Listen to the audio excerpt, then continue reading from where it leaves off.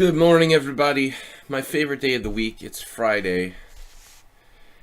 It is Friday morning, 10 a.m. Central European time here in Budapest, Hungary. We're going to be playing for two and a quarter hours.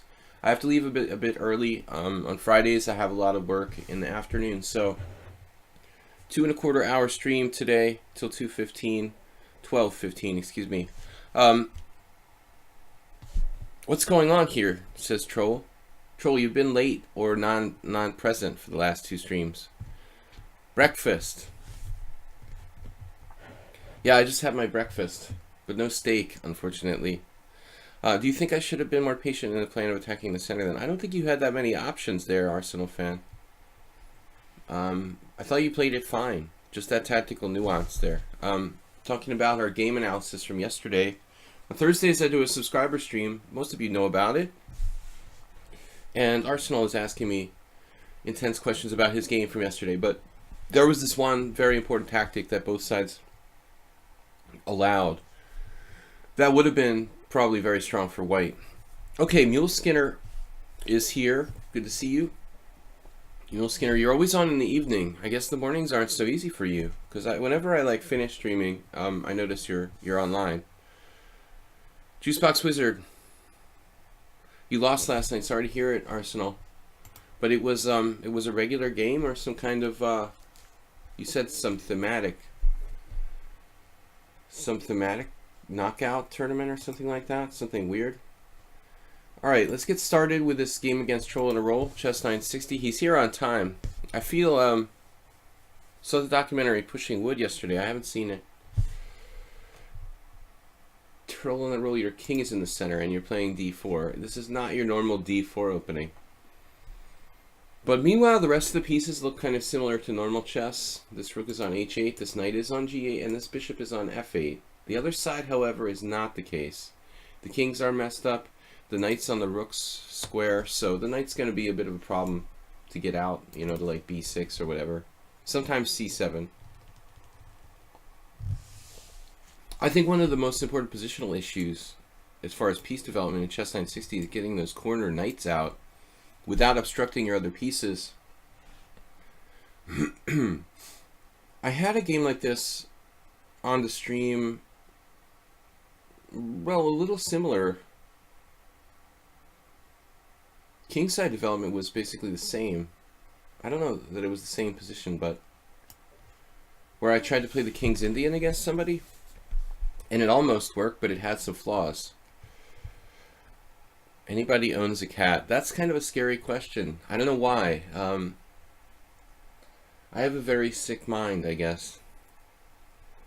Watching too much strange science fiction. Alright.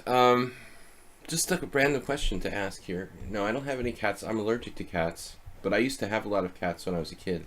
That's probably why I'm allergic to them. Alright, so g6. I'm just pretending it's normal chess.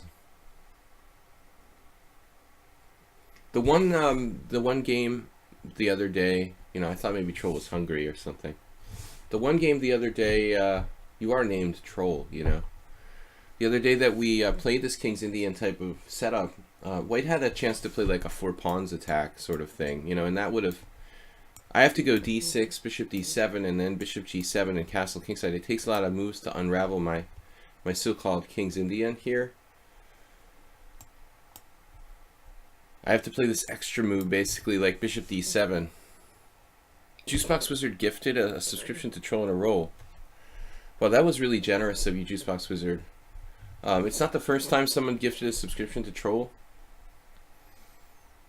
But I guess if you're going to donate to anybody a subscription, he's so dedicated to being here, and taking part. That's awesome. So, all right. Thank you for doing that. It's very kind. Now I have 2 subscriptions. You had no subscription a minute ago. How can you have 2 subscriptions? Your subscription must have run out because you had no subscription until Juicebox Wizard actually subscribed you. The love for wood from 1979. What is that, the Bobby Fischer one?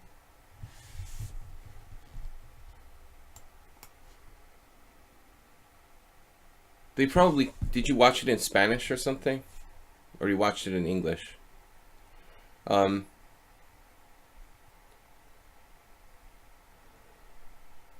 Gladys one has.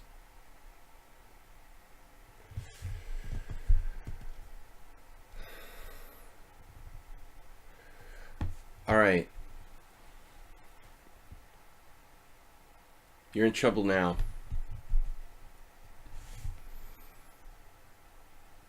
I don't think that bishop a4...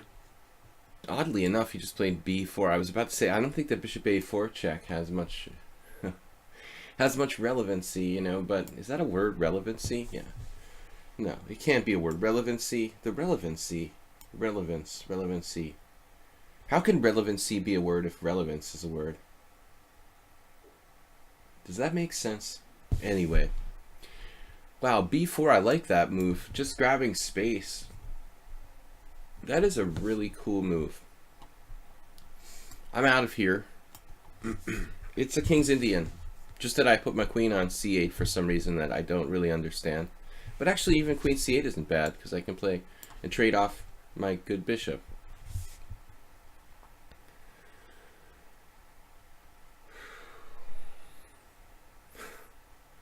Arsenal fan is asking about how do I deal with a loss where you haven't played close to as well as you can. I'm not sure I deal with my losses too well. If you look at my last tournament, I went on tilt when I lost the game. It was a very kind of subtle tilt. And at the time, I didn't really realize I was doing it. But if you go back and look at my games from December, I lost 4 games in a row. And it just seems like I was playing openings that I didn't know that well. 4 games in a row, I played opening systems that I wasn't really that well versed in. And I felt like I was like a little angrier every time I lost a game, and it started making me play more aggressive. Basically like over the top from my usual style.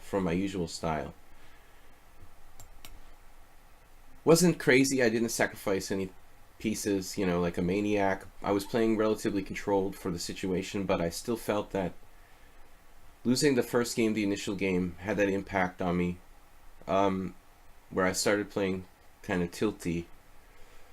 And if you know what I'm talking about by tilt, it's like when the pinball machine gets, you know, pushed or something, it goes on tilt.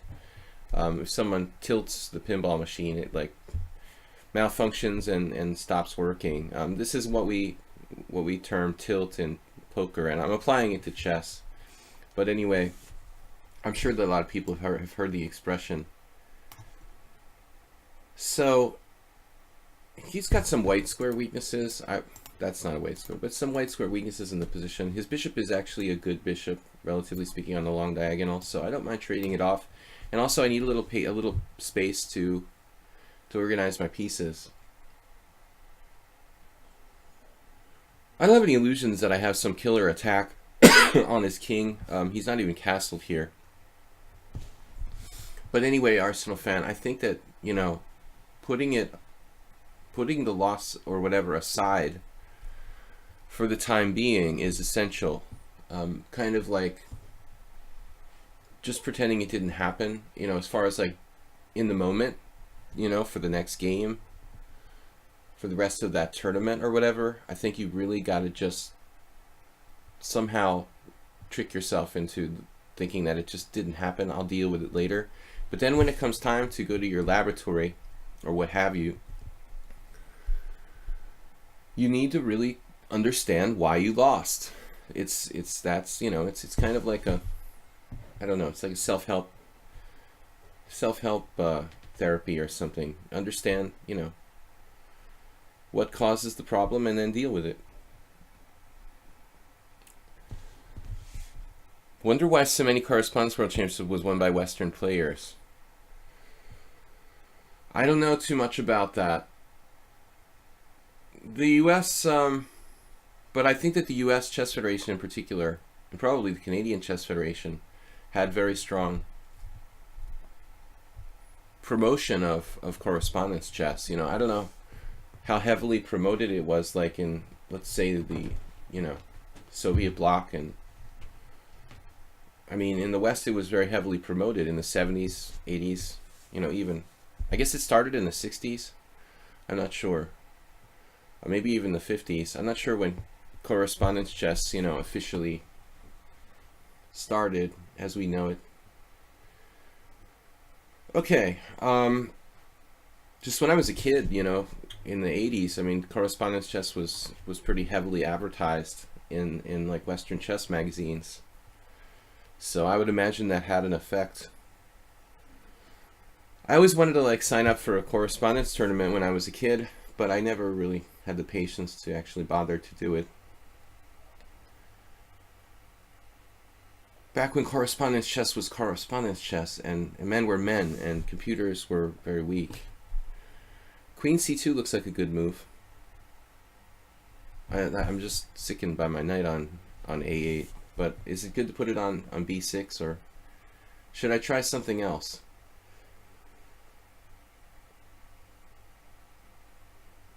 His king is uncastled. I mean, it seems silly. I was thinking of fighting for the center with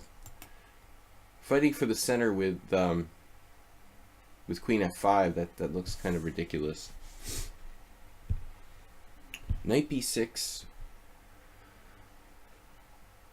I kind of like knight b6. What's wrong with it? Well, knight b6 c5 and then knight d5 e4. That's actually okay for me. He might have some sort of resources here, but with the rook hanging all the time on h1. The first was 50 to 53 according to Wikipedia. Brazilian, Thiago Andreev says, I'm Brazilian, I hope you like my style of play. Well, that's funny that you say that, Thiago, because I come from playing a lot of poker, and I mean, it seems like in poker, people from different, you know, regions have a very distinctive kind of style. You know, I would think like that's much more relevant in poker than in chess. I would see like Europeans and you know, let's say players from South America, very different stylistically. But in chess, it's not so easy to kind of classify people's styles, you know. All right, castle queenside. You know, this didn't even really occur to me. I mean, castling queenside, I don't know why. It's a very logical move, but I guess because his pawns are so opened up over here. Whenever I was playing poker, I would constantly like think about where my opponent is from if I had that information, and kind of include that, you know. So they were from Scandinavia or Brazil. I mean, that would make a difference to the way I kind of imagine how they play. But with chess, it's not so easy to put people in categories based on the region that they're from. Of course, I mean, you know, Russian players, for example, have usually a very good fundamental training because it's so prominent in the culture. You can always count on like Russian players to have usually a good endgame technique. Of course, it's not the case now. There was a lot of people like who were younger who didn't go to the Pioneer Palace, and I mean they just learned chess on their own on the internet like everyone else. All right. So I was thinking about d5 here. We're trying to clamp down on the white squares. This is one thing I talked about earlier on when I played like bishop h3. I was already thinking about a white square clamp down. He's got this dark square bishop restricted. Our dark square bishop will be good. There is a small problem, I guess. If he takes and I take with the knight, you know, I don't really have a center. I don't like this move. Maybe he should just take.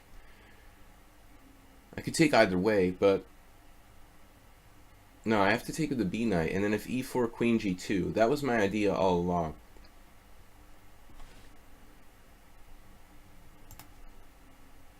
Troll drew me last game, which I thought was a good result for him, basically.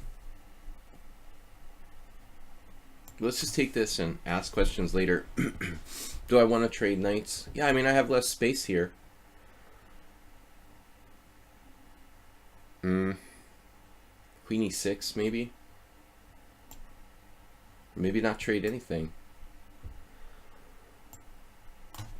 I'm getting really low on time, unfortunately. Not really sure what to do. His king is wide open in the long run, but it's not so easy to exploit it immediately. You can categorize in chess. Dude, say what? You're from the UK and you say that?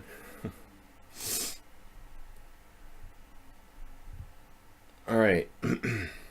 Are you sure you're from the UK, Arsenal fan?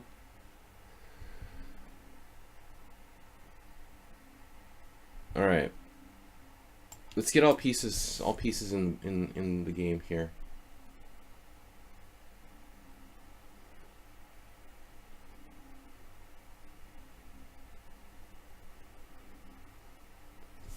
I need to open lines against his king. Not so easy to do. So. Okay, I felt my queen was kind of out of play. Now I've got knight e4. Just a better endgame. I'd really like to open up the position against him though. The problem is that this move puts my pawns on kind of the wrong color. He also has this. I've got to watch out. But I'm threatening c5, I guess.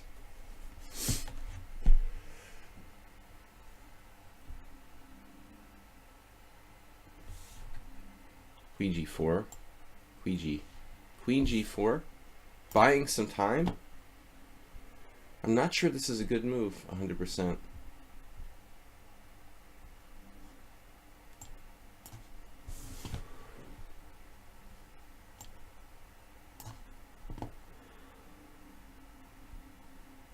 But I mean, ultimately his king is not in a safe place in this position.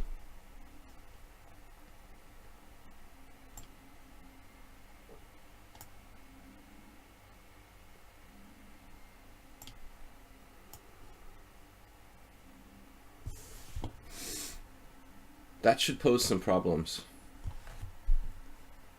He has f3, but then queen c8, I guess. f3, queen c8 looks like best play. There it is, f3, queen c8, rook c1, f3, queen d7 now. I didn't think I could do that. How does that even work? f3, queen d7, pawn takes pawn. What am I missing? I don't understand how f3 queen d7 works.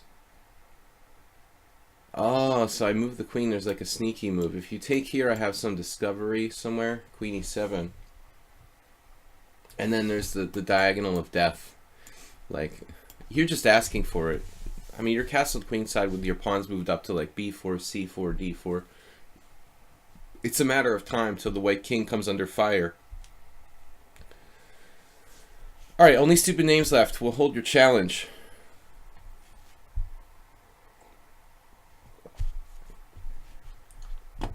We will hold your challenge for later. Alright, Mule Skinner. Stupid names left is going to hold off. Supreme, I don't think Supreme is a subscriber. Are you, Supreme? He's challenging me to what? 5+3. Yesterday, Supreme was challenging me to 3-0, but I don't really like playing 3-0. This was off stream. Maybe if I'm really in practice, but right now I'm like rarely playing. What happened? I just canceled someone's challenge. Shit. I'm sorry. Whoever just challenged me and I canceled their challenge, like please re-challenge me. I think I just X'd your challenge by accident. Was it Mule Skinner? Mule Skinner, can you re-challenge me? Mule Skinner was up, right? I am correct. Are I not? Was it? Yeah, I thought so. Okay. 7+3. Sorry about that. You know, when I do like Skype, If you use Skype, there's the flashing red button and the green button, you know? When someone calls you, you can click the green button to answer or the red button to like cancel the call. And has anyone ever noticed this that's used Skype? Like, I don't know, there's this really strong inner desire for me to press the flashing red button, you know? I mean, I do it all the time. I don't know why. Like, I feel this very deep psychological desire to press flashing red buttons, you know? It's actually not flashing, but that makes it sound better. To press the red button is a very strong desire. Knight f3, d5. I'm avoiding his French defense for today. Let's just play our usual stuff. What do we enjoy about chess? Arsenal fan, I think the thing about chess that makes it cool is that it's like appealing to different people for different reasons, you know? So you have a lot of people actually approaching chess for different reasons. I mean, you can't say that necessarily about all sports. If we want to classify chess as a sport, I know that some people will try to argue that it's not a sport, but it really is. Bishop g2, art, sport, whatever, you know? And some people are like hyper competitive. Some people just love the social aspect of it. Some people like the artistic side. I mean, it makes for a very diverse, let's say, gathering of people. e6. Like here now, there's this move d4 that I find kind of interesting, but I haven't done any real research on it. So let's give it a shot, because d4, I mean c4 is standard, but then d4 is not so easy. Also, of course, takes on c4. I've had a number of games. The d4 though is an interesting move. You know, it almost lets black get the center with takes, and e5, but black has lost the tempo with e6, e5, so it's not that. It's not clear that that's that bad. Now we're going to just transpose to a different line that I play quite a bit. You accidentally turn your computer off. It sounds like Windows Update or something. Windows Update is really creepy. The other day, my computer like wouldn't see the Wi-Fi, you know, the available Wi-Fi when I was trying to use it in the other room. And I have a theory that Windows does these things to kind of hijack your computer to force you to do updates, like even without coming out and saying it, you know, because it was like I couldn't see the Wi-Fi connections and I had to like restart the computer as a result of it. And it was like, oh yes, time for Windows Update. And I was like, yep, that's how they do it. They find little ways to like trick you to turn your computer off. Wi-Fi, we say in the United States, but I'm saying it in a European way. It's like IKEA and IKEA. Knight takes d4, so it's just a standard Tarrasch / Grunfeld reversed / Catalan. It's 3 openings in one, but the essential IQP position. I had this this game like 2 months ago against a relatively weak guy in the Budapest team championship. He played like bishop c5, knight b3, bishop e7, I think. Bishop e7 is like traditional move. Probably correct. But anyway, the bishop c5 is interesting. It's not that bad. And I had to figure it out over the board because I haven't studied this very deeply. I find the Catalan you can kind of play, you know, on your own.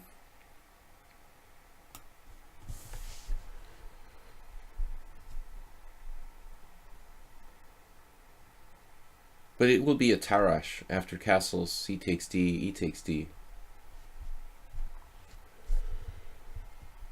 The European way, naturally, naturally the European way is the correct way of saying IKEA. Since, yeah, it's logical.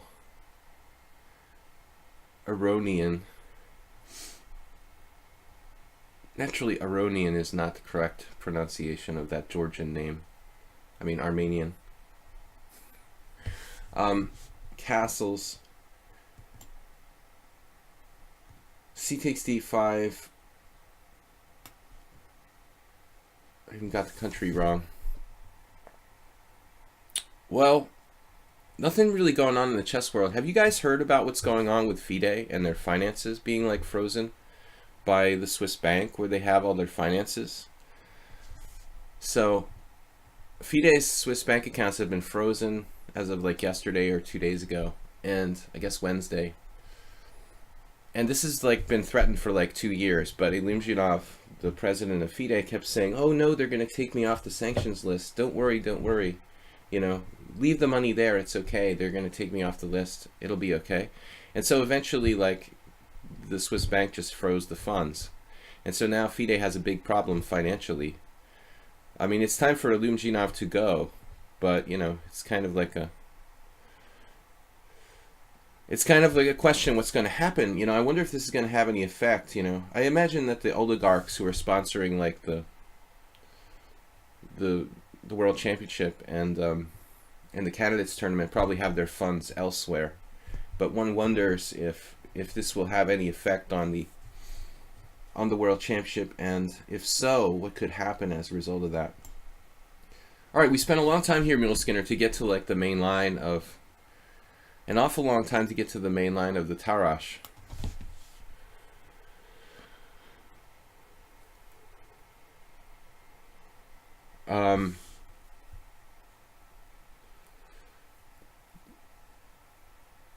You know, it would be good if like Magnus Carlsen would step up and be like, "Look, I no longer sanction like FIDE. I'm going to like, you know, call for I'm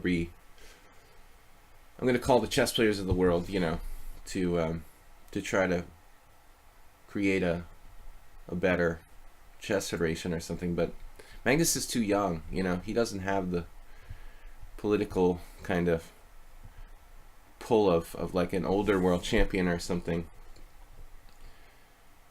Bishop e6. It really would take someone like of Magnus's popularity, though, I think, to have any effect on like world chess. Not like, you know, some average grandmaster starting a petition or something. You know, it has to like be someone really, really high up.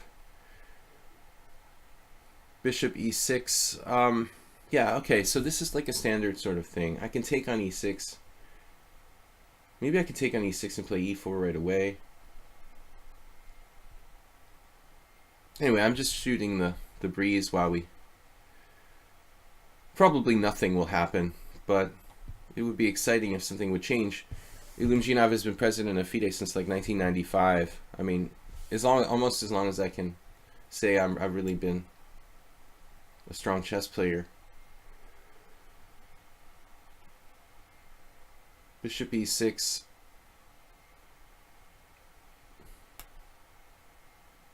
Yeah, I guess in the past I've played weird moves like queen a4 here.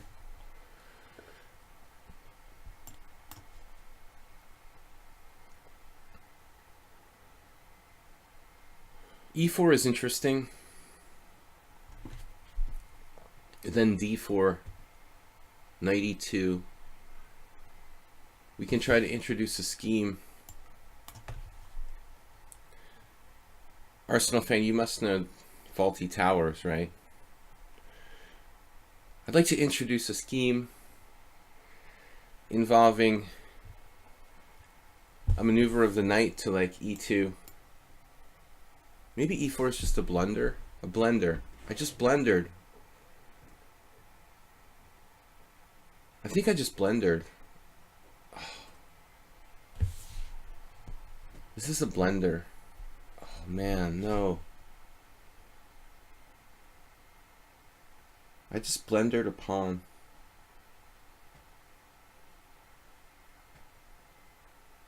And this is a clean blender. I'm just losing that.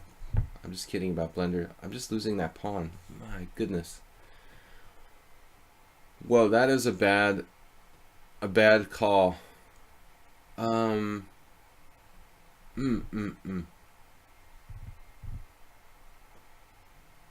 man, this is tragic. All right. We are in serious trouble here. Basically clean pawn down. almost no compensation. And Mule Skinner automatically recaptured on e7. Mule Skinner, it's still early morning, I know, but the entire point is to play knight takes c3 here.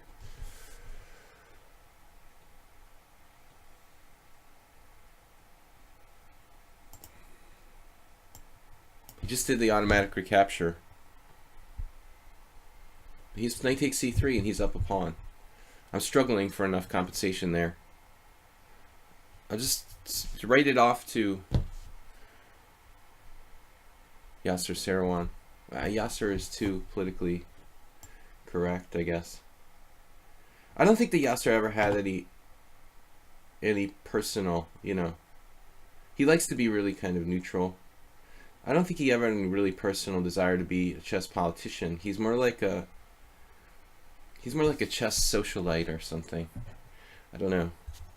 Okay, he's not entirely neutral, I'm sure, but he just comes off that way. He would be a good chess politician, but I don't think he has any desire to actually be in power. He might be good though at, you know, hunting down other people that could. He's kind of like a wingman, you know. You want to have him like around to kind of gather the forces.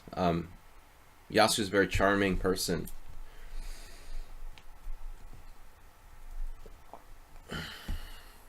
Kasparov is, he's like too much.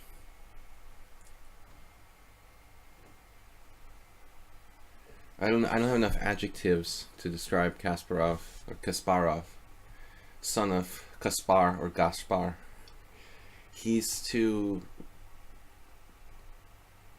political, probably, you know.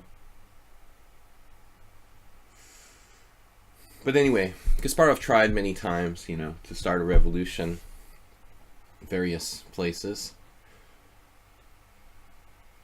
But where are we putting our queen here? Queen h5, g6, and then what? Queen where? I don't have a good square after g6.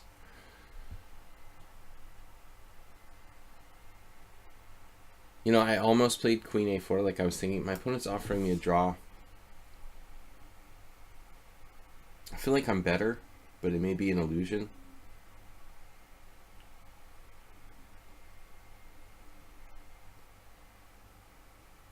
No, I mean, I feel like I've got an obligation to play for a win here. Maybe not though. He has knight d4. It's quite strong. Queen b3. All right. I'm a little low on time. You're tempting me with that draw from Mule Skinner. Very good psychology to offer a draw, you know. But I think this is just too static for me now to not have an edge.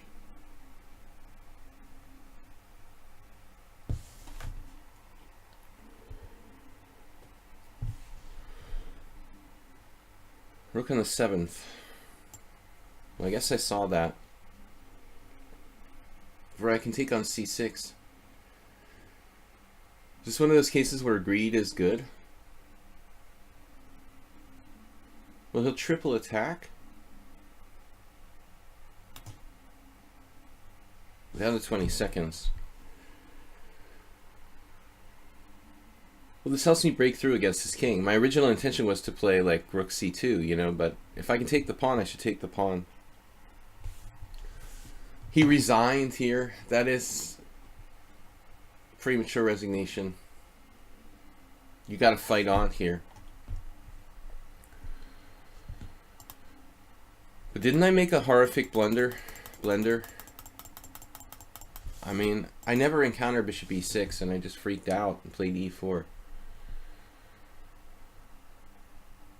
The main move is apparently rook c1, which doesn't have that great of a score. Like tons of draws. Looks like white even lost the game.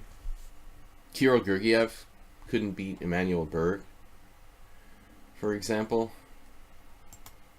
Okay, but now what do we do? Bishop h3 is a move. I think I saw Michael Rode do this once. in an American Swiss system tournament. He's a good positional player. Was it Rode? Now apparently e4 does work. What am I missing here? But if e4 works, then how come no one ever played it? What is going on? I introduced a new scheme.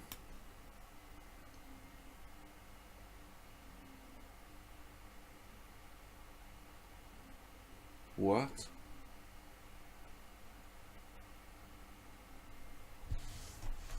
Okay guys, I'm totally confused. Knight takes e4.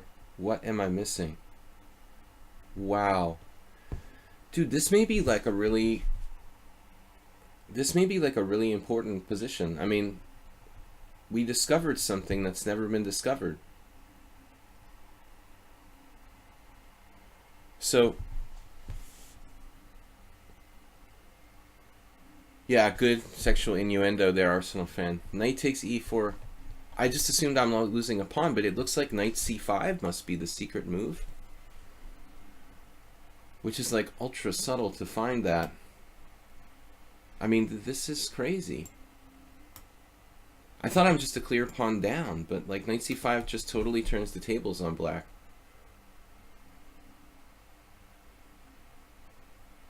Oh man.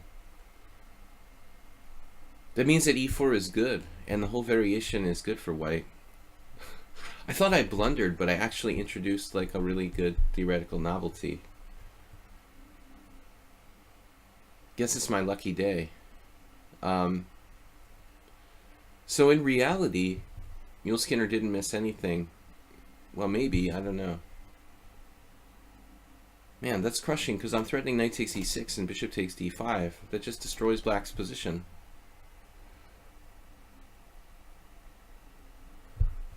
Wow. Okay, it's a very rare line. Like, very few people ever play bishop e6. But not one grandmaster has played my blunder e4. The blunder that's not a blunder. You know, sometimes you just have to trust your intuition. I expected d4, but for other reasons, you know. Now we do the scheme, introducing a scheme. Like the spoon salesman in Faulty Towers. Knight e2, knight c1, knight f4, knight c1. And it has lots of good blockading possibilities in this King's Indian structure. It's like a 4 pawns attack King's Indian or something. White's only slightly better here, but it's an interesting position. The most interesting line, I guess, is like d takes e4, or knight takes e4, knight takes e4, and he just takes back. This is probably what Mule Skinner would like do. But now I'm probably better. I mean, at minimum you can transpose to the game. It was a really nice try on the draw offer. I was kind of upset thinking that I blundered earlier. But how about this move? Yeah, here you have a nice shot. So you go ahead and play knight d4 anyway. And then when I take the pawn, you can trade queens and play rook b8. And that should probably hold, it looks like. With the active knight and rook on the 7th. Even though black has the worst structure, it's still a draw, probably. So, interesting stuff. Okay, Supreme is, as far as I know, it's he's not a subscriber. We'll play him after the subscribers. Stupid Names Left asked me to wait on his challenge, so you know, let me know, Stupid Names, when you're ready, okay?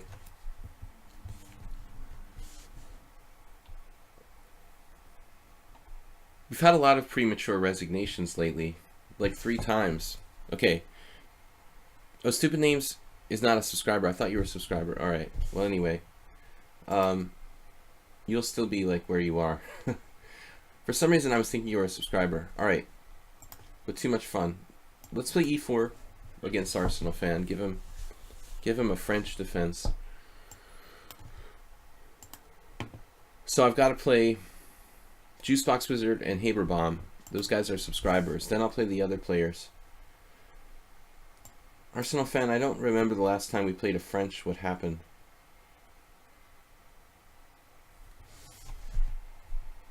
But anyway, interesting game, Mule Skinner. Although you did resign too early. Nobody ever won by resigning a pawn down. Like, I only did it against Kamsky because I wanted to go play poker. Like, that's the honest truth. I always say, oh, well, you know, I resigned against Kamsky. It's sort of half true. You know, I lost the pawn, and against most players I would have played on, but I was in a casino, and I really wanted to go play poker. And against Kamsky, you're sitting there, and you're like, you know the guy's going to beat you like 99.9% of the time when you're down a pawn. Against a normal grandmaster, I would have played on, but even against someone like Shirov or someone, or I don't know, like a dynamic player, but Kamsky lives to be like up a pawn. But Mule Skinner, you need to play on in that position. Thank you guys for subscribing, watching the stream. We'll be back on Sunday with the next stream. We've got a simul, we being me. I just like to say that to be different. The we, like we're a we. Anyway, Soltico is my moderator. He's around. He kind of makes it we. Bishop e3, mainline classical. Arsenal fan a6 is the modern move. In the old days, they used to play queen b6. The old days when we walked uphill both ways to school.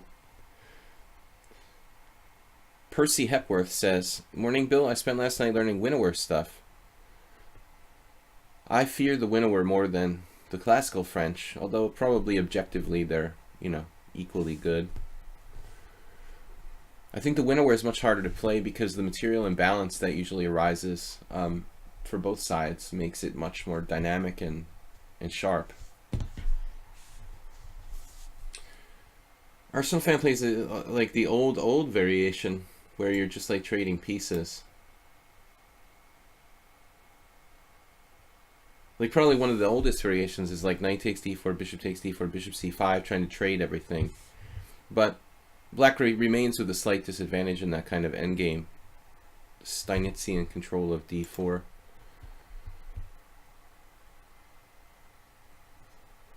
Steinitz famous for using this square. But it's really kind of like a Nimzovician idea. We can attribute it to Steinitz first. Everyone borrows their ideas from somewhere. So a6, in a sense, is like, you know, transposing to those a6 lines where he's just exchanging on d4 early.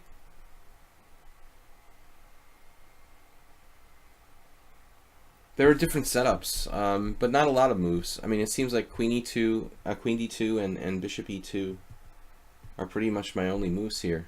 You know, you might see the odd, like, crazy move like g3 or h4, but I really don't have too many options. Maybe I'm better off playing without queen d2, but it's not so much that I'm trying to castle queenside. I guess I just want to be able to reinforce d4 and also mobilize. In general, also there are maneuvers like queen f2.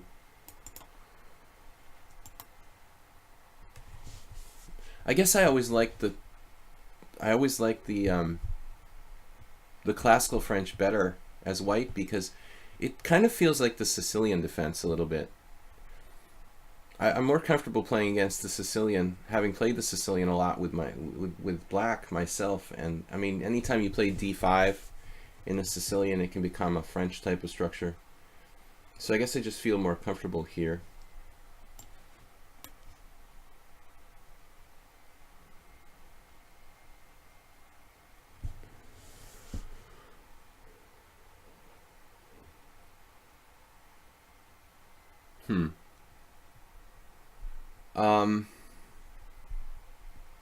I wonder if a3 is even a good move.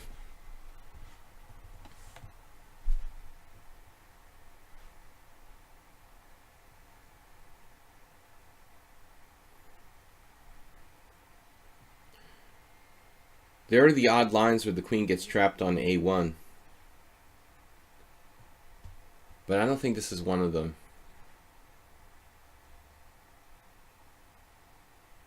One can never knows. Pawn takes b4, rook queen takes a1 check, king f2.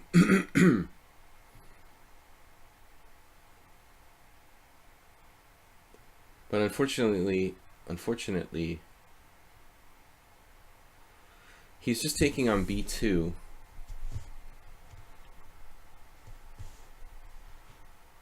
It's kind of hard to keep him contained there. I don't know if I can stop him from grabbing on b4 and getting away.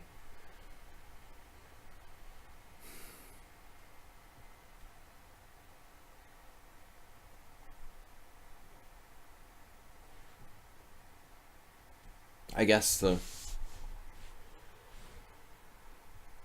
smart money is on bishop d3, just going for development. But I'm not sure it's so convincing. This is making me feel like I made a mistake.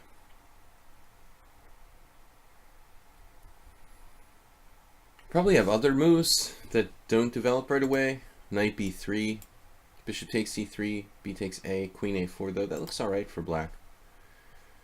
Yeah, now here we have to make a decision. I mean, I can take with the queen, and that endgame is actually probably slightly better for white. It also might be the safer option, to be perfectly frank, because, you know, keeping the queens on, it's double-edged for both sides. But normally when we have more space, we want to keep the queens on, play for attacking chances.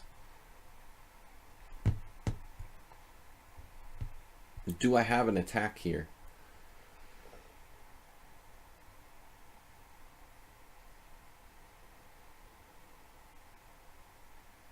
I mean, I would think so. Let's go for it.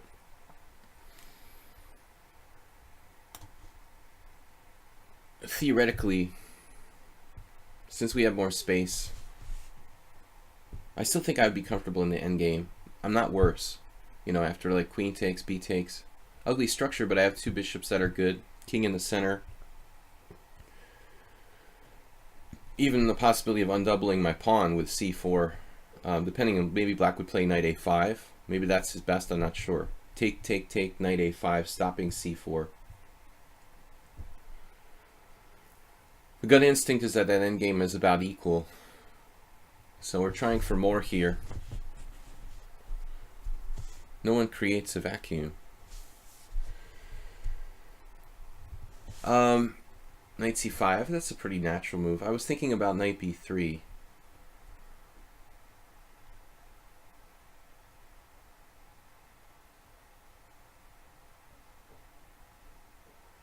Thinking about it, and I like it. Fixing our structure if we can. We can take on d3, but that position looks better for white. Maybe not. So knight takes d3, huh? I don't know. I think it's a little better for white. Maybe it's not that devastating, but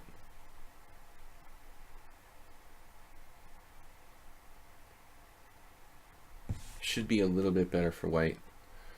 Can't trap his queen on b3, unfortunately.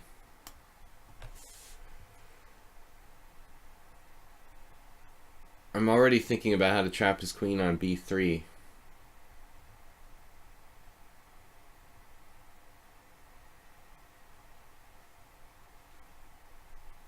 Close, but no cigar.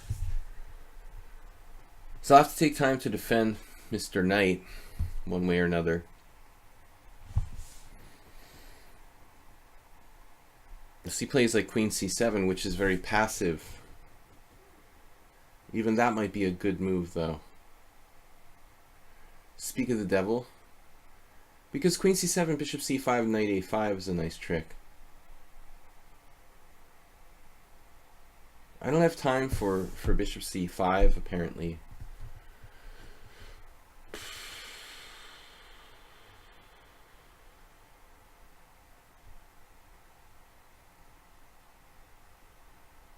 Yeah, but maybe we do. Bishop c5, knight a5, bishop d6, knight takes b3, queen b2. Black to move. Oh, he's got that queen b6 move. Queen b6. D4, Queen B5. So I can't do it.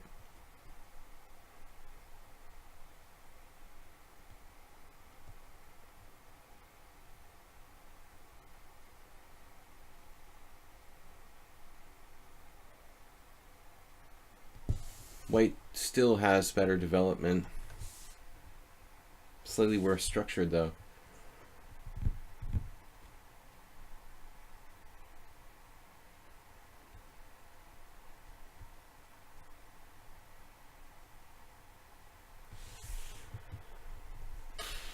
Right. Well, I guess we'll just go with the flow.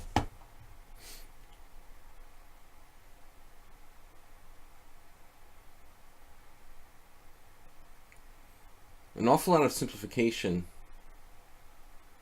unfortunately. Giving black reasonable chances to hold. I still would probably rather be white with the space advantage with E5, but not so easy.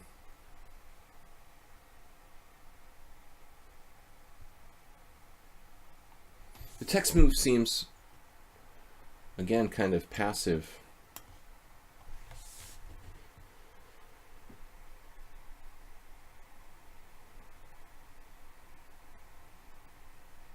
I really want to stop him from playing castles kingside.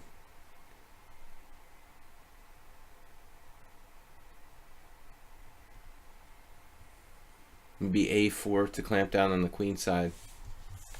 I mean, B5 looks like he's making a pawn out of his bishop again. But it does stop A4 by me, or at least it doesn't stop it, but it kind of discourages it, let's say.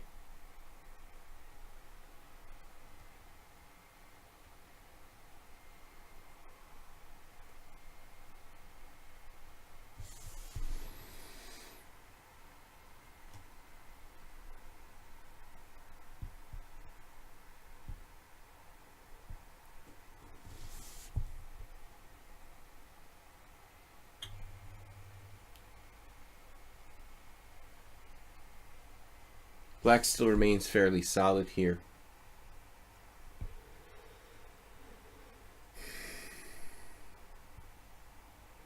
The bishop's pretty good. Agreed.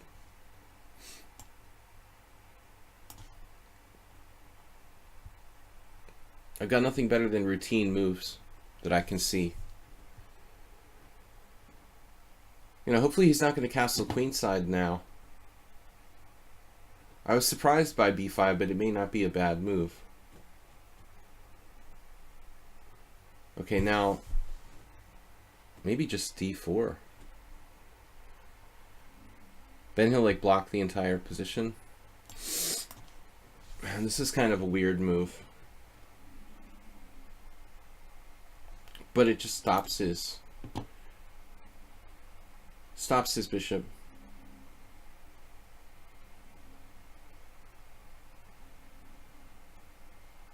Maybe it's a good move. Chop, chop.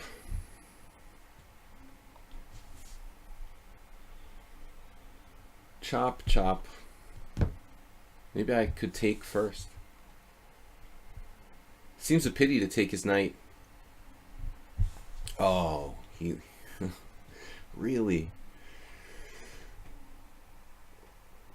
Okay, that's just F5.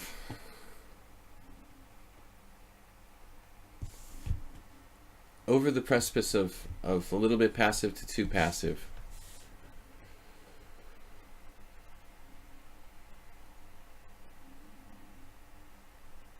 Maybe earlier you could have played knight F5.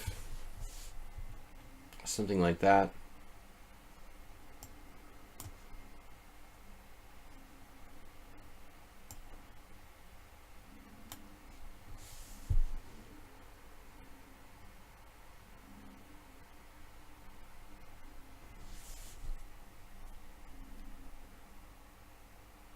I think I'm threatening bishop d6 pretty strongly here.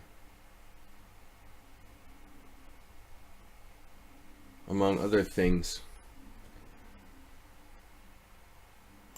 This is not not a real solution. Maybe a temporary one.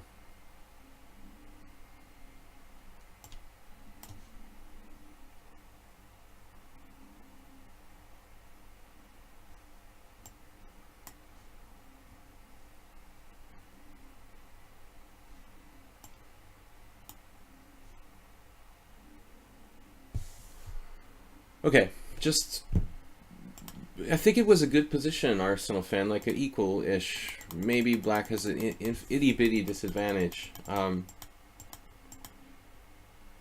This is a really rare line from the looks of it. I mean, I also kind of like bishop e2 here. It looks like queen d2. Yeah, the engine is leaning toward bishop e2. But anyway, strangely, like no one played bishop e2. It's a rare position, but 27 games is not that rare. Rajabov. So queen g4 is apparently a move. That's weird. Nimzovician. Provocative. Yeah, it looks like I went... Did I go astray by playing a3 here? I don't know. It feels like a waste of time.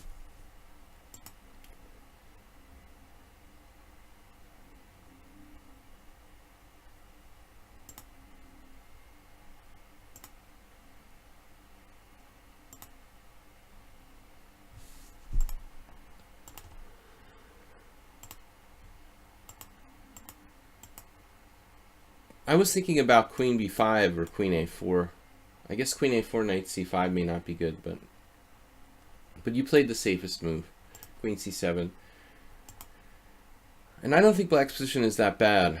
Let's see, knight e7. Yeah, you start to play passively. I mean, maybe just castles. But I don't mind knight e7 so much. I guess b5 is bad. You know, you might want to play b6 at some point. You know, come to think of it, what is wrong with b6? You just play bishop d6. I play bishop d6. And then knight d4. Okay. Not so easy, though. White is slightly better. No centerpawn. No inaccuracies. Anyway, guys, thanks for watching. Oh, that's why you resigned. That's why you resigned? The phone rang? Alright, that was our previous opponent. Juicebox Wizard, Haberbaum, and then the other guys.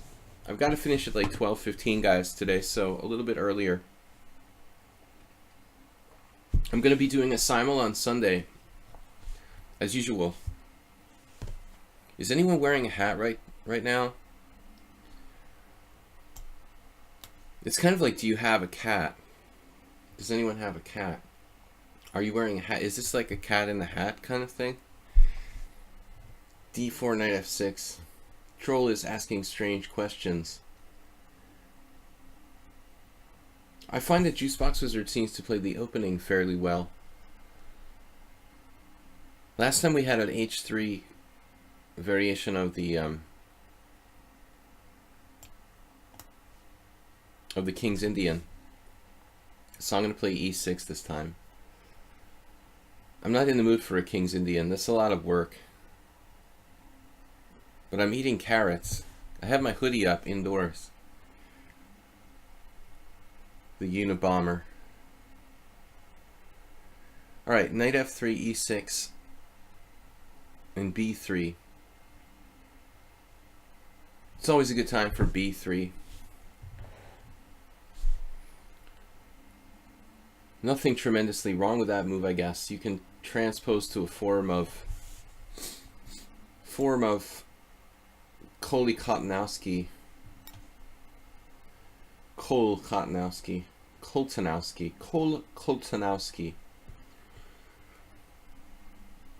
The improved Coley system, or Cole system, where white is playing b3, bishop b2.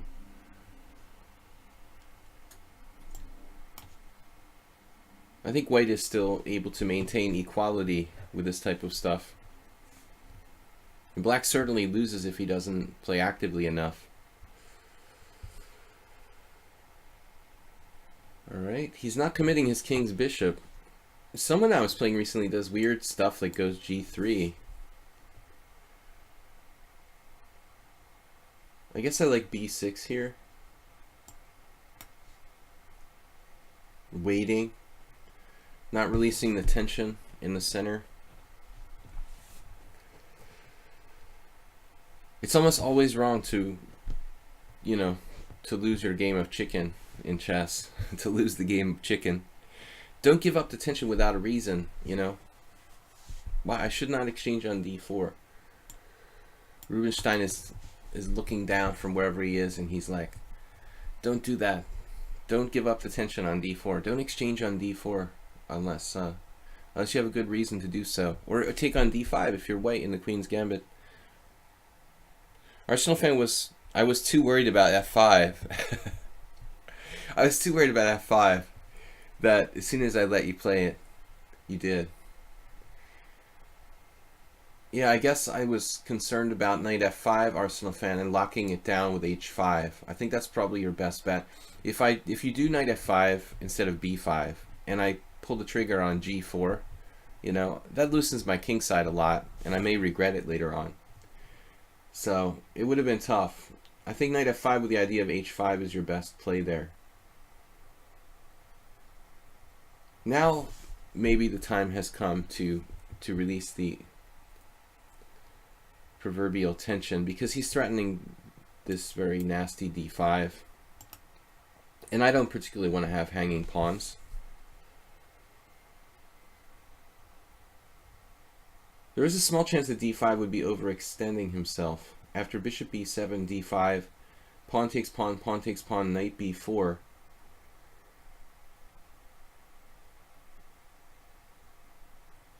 e4. That I don't like. It gives me the creeps.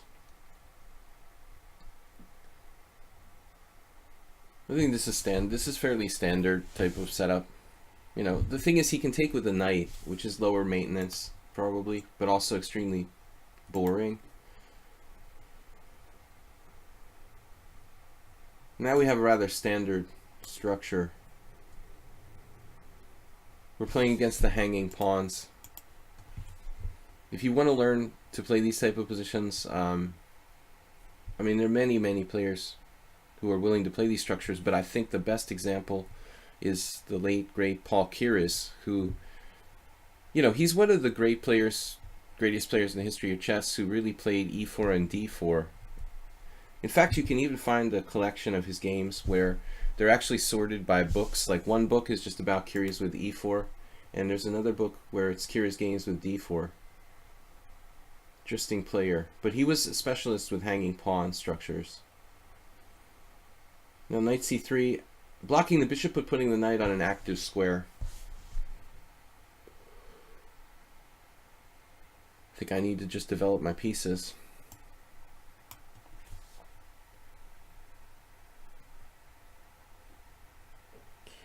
Terika said, I didn't realize you stream during the daytime. It depends on where you are. It's daytime here in Europe, yeah. Just every Wednesday morning, Friday morning, and Monday morning. I said that in a strange order, but Monday, Wednesday, Friday, 10 a.m. Central European time. GMT +1. Yeah, we're doing that. We play blitz and rapid chess.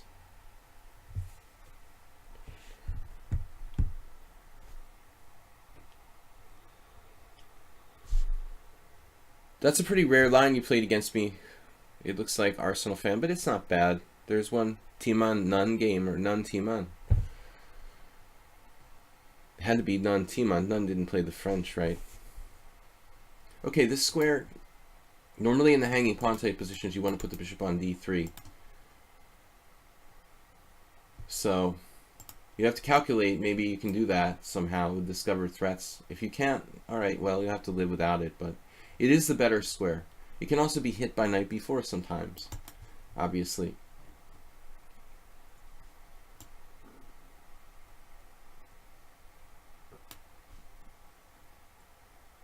Maybe bishop b7 is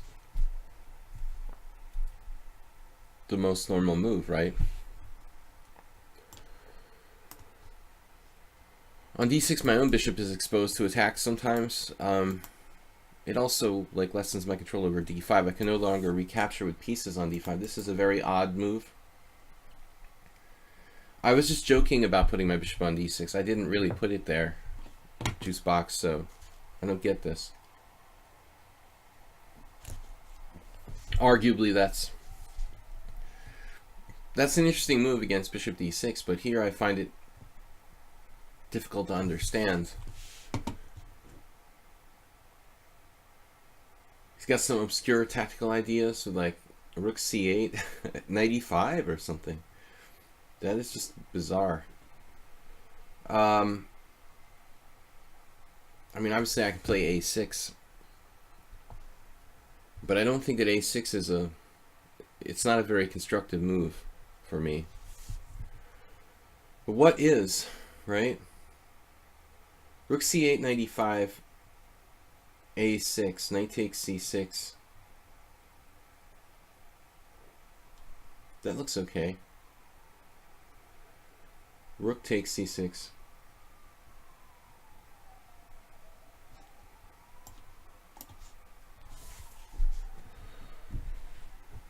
I mean, obviously white has more space.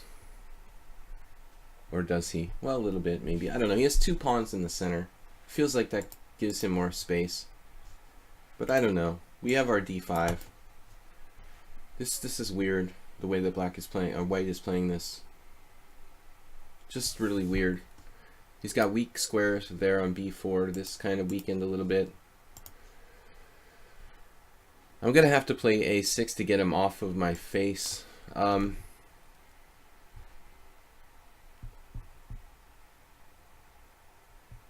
now the c4 square and the b3 square look kind of tender. Yet it's still not so easy to do anything.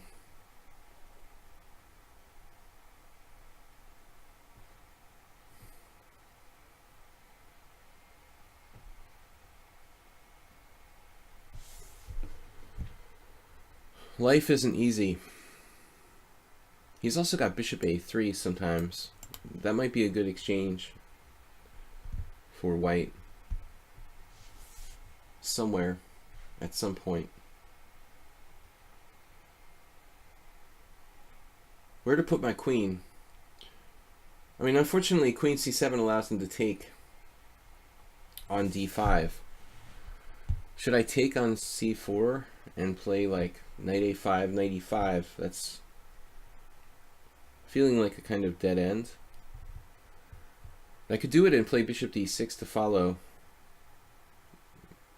I don't know, I'm not convinced by this. This isn't so easy.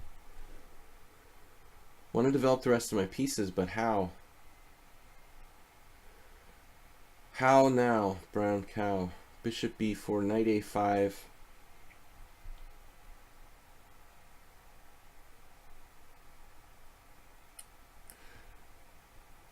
Knight a5, knight e5, knight d7. Then he has time for stuff like a4, I mean f4.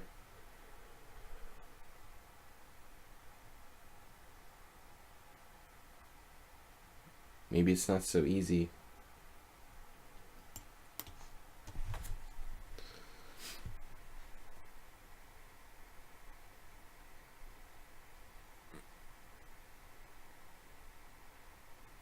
I don't like inviting his knight into e5, but we got to do something. This is also tying him down. So I was thinking knight d7, knight e5, knight d7.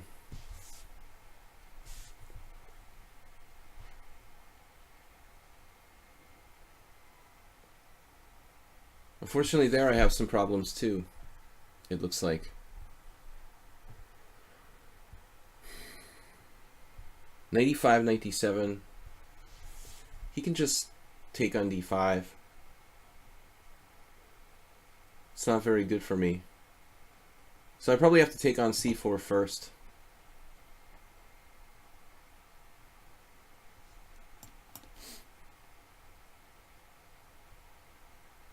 Classic hanging pawns position. But Juicebox Wizard again, you seem too strong for 1400. I've said this a lot. He's not like Heberbaum, who plays the opening well for his rating. He plays kind of weird openings, but he's just too tough for 1400. Bishop takes c4. This is a weird recapture, though. Like, you really need to take back with the pawn there. I mean, it's not horrible, but it doesn't seem right. That's a valuable piece long term. You know, playable, but just doesn't seem like right. And you should take back with the pawn there again.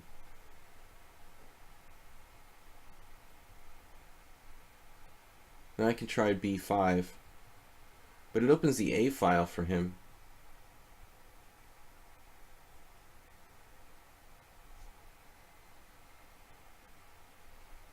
Yeah, I don't really want to open the a file for him. He's got 2 minutes ahead of me. He's holding me to only a very, very tiny advantage. Yet he's only 1400. I mean, that's solid.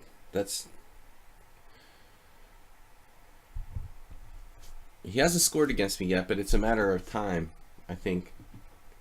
Because he's played some very tough, especially in the opening, very tough games.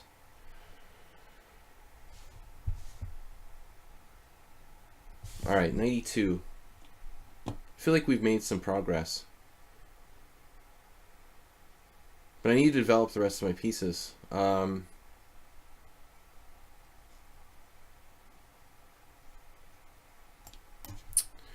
feel very unsure about this move. Opening the a file for him.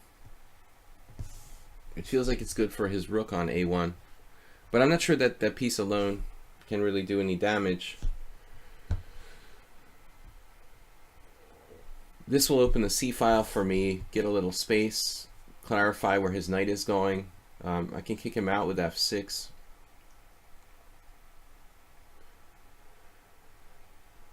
Black is slightly better. But b5 is debatable. I was down to 8 seconds with increment. I don't know. I've been thinking a lot in this game, and I couldn't find anything other than a small advantage. Because he cooperated and like gave me the isolated pawn structure. If he took back with the pawn on c4, I don't think that white is worse. But he also shouldn't take with the bishop on c4. He should take with the pawn on c4. And I think that white might maybe even have an advantage there.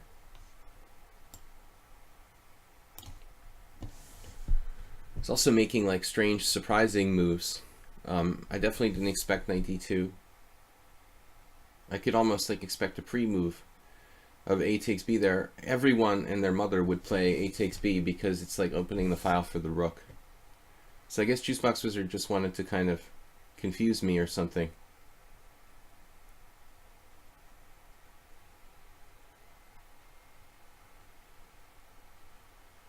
A takes b is like a no-brainer type of move, so by not playing it, you're crossing my plans. He's getting in time pressure now. I don't really like trading rooks, but I'm down to 8 seconds and I just have to react. Don't I have b takes a, then he has knight c4? Yeah, what does b takes a do anyway? Well, now it's good. Still, it's not that clear. Now it's good. Alright, I can go back to, if he tries knight c4, queen c7. So he blundered.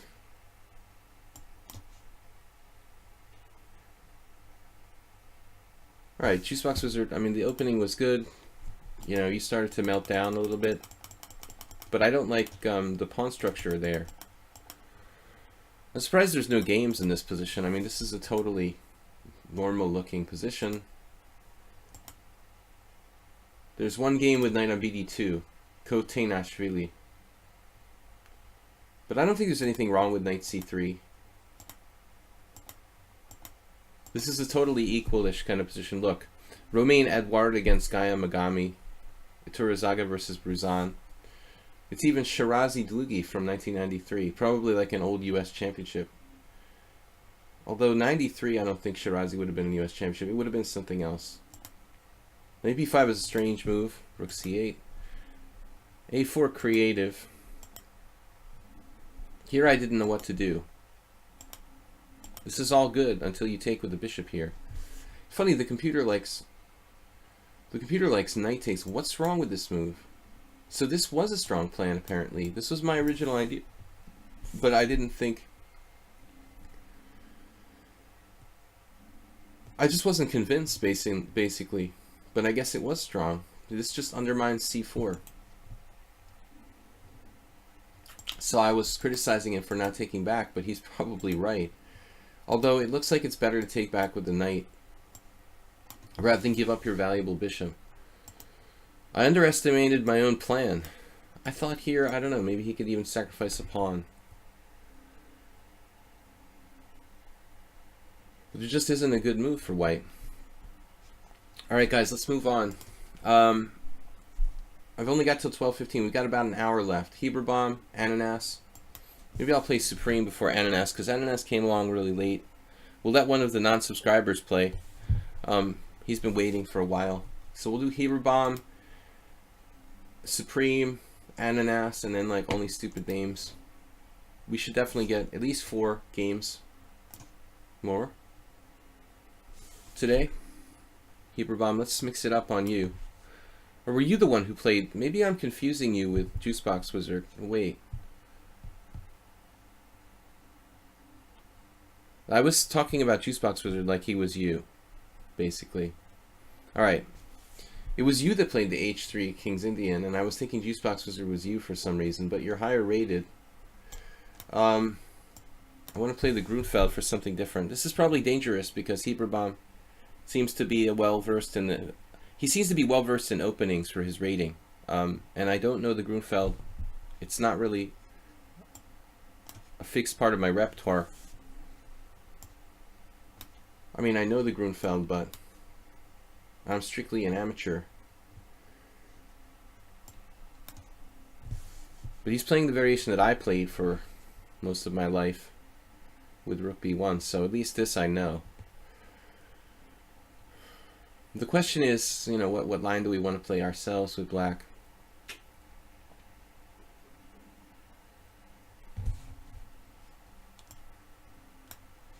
I'm not really into the pawn grab on A2. So I think we'll play something else. He forgot you with only bad names left? No, only bad names left is in the subscriber. I didn't forget him. Bishop E3 is a weird... It's a weird hybrid. I mean, you know, 99% of the time white plays the main line Bishop E2 here. Bishop E3 is like a Bishop E3 variation with Rook B1 instead of Rook C1 or Queen D2. This is okay. I don't really know. I mean, I have the feeling I'm supposed to play Queen A5. One would assume, but I don't know the theory. The hardest test for your opening repertoire.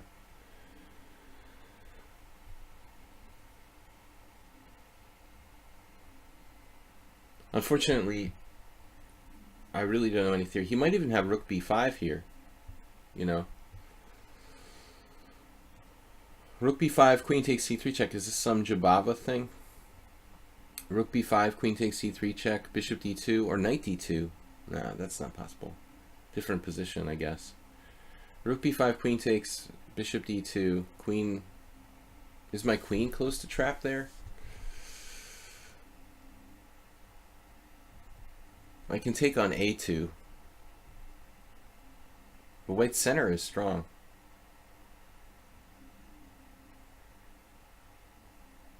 Yeah, I have no idea what this is.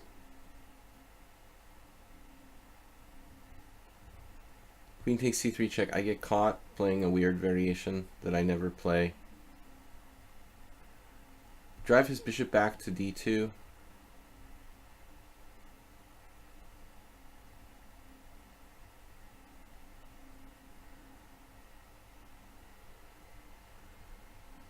Alright, we may have problems here.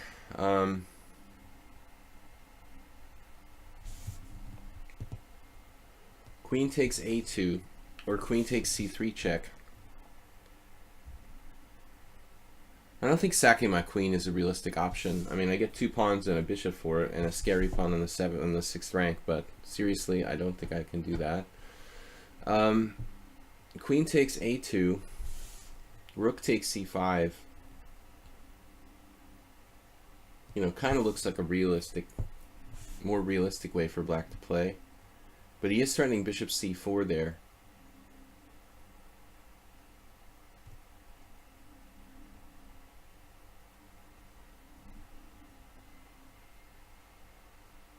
Maybe I can play something like bishop g4. Though I don't trust my position. Queen takes e3 check, bishop d2. Queen a3. I mean, maybe that's better. Force him to undevelop. But is my queen nearly trapped? Queen a3. Rook b3, queen a4. Rook b3. We just hope our queen doesn't get... He's like insta-moving. Oh, I did get my queen trapped.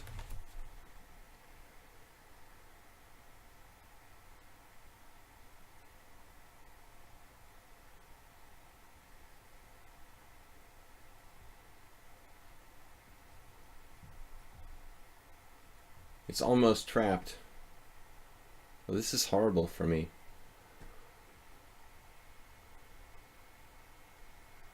He must have like at least a perpetual on my queen. How much material do I have? It's a good thing I know all the theory here. But bishop e3 is some really obscure move. I don't think that's right. I mean, maybe it exists, but why would like 1,900 people play bishop e2 if bishop e3 was a good move?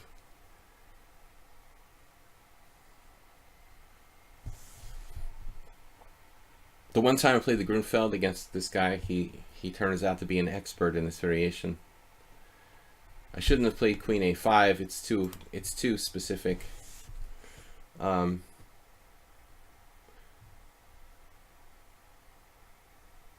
are lots of setups black can employ here, I guess.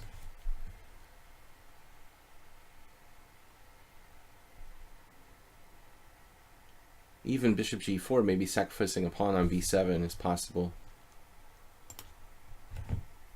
Is my queen trapped or not? Rook b3, queen a4, bishop b5.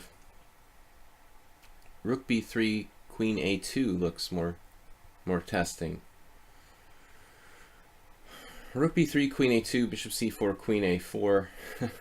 It's actually bishop b5, queen a2, bishop c4.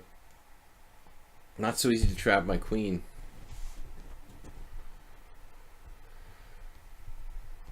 There's also rook a5, queen b2. But then what? Rook a5, queen b2, rook b5, queen a2, and we're getting away to like e6 or something. I don't know. I mean, I think this is a move, but I don't know it. I never played it with white. It actually makes some sense. I've had the same position with colors reversed with white in the reverse Grunfeld, and that's actually a good setup.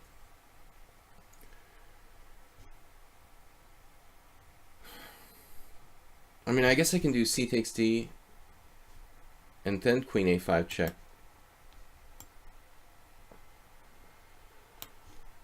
It's an expensive 2 pawns.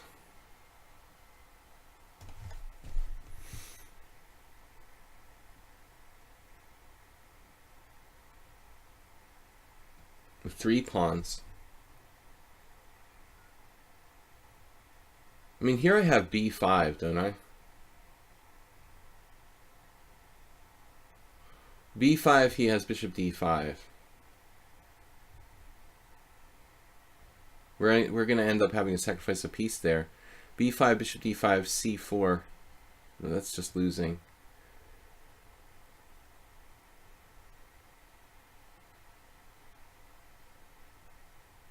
Well, I may just have to allow a draw by repetition if he wants it with queen a4 and back again.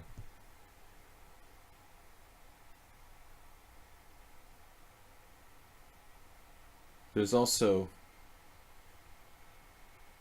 I mean, there's just no way for my queen to get out otherwise.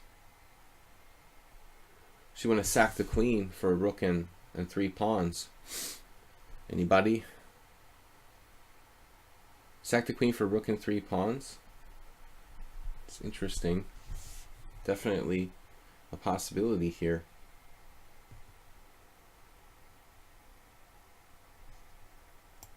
Well, we only live once, right?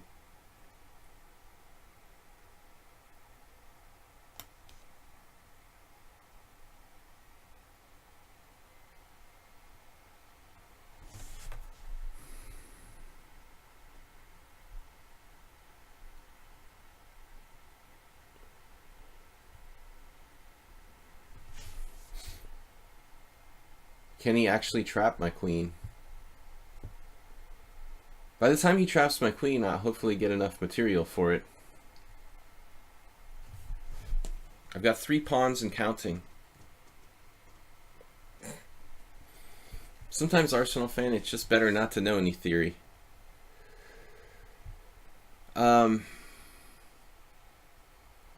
Bishop b4, knight c6. Doesn't even have a clear threat.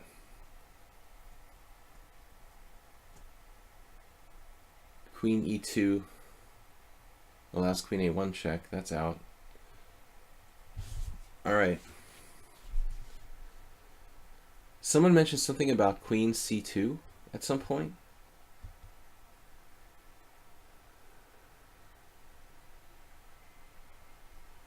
Well, I mean, it's just easy to play for black. I don't have to think, you know. I hate when you lose games like this with white where you're creating, you know, ideas and the other guy basically doesn't create anything.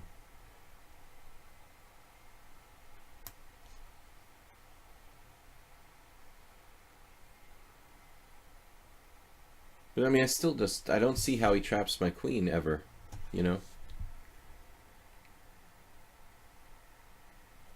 I'm not sure bishop b4 helped anything. Now, obviously, I'm threatening to take his bishop, which would dismantle his whole concept.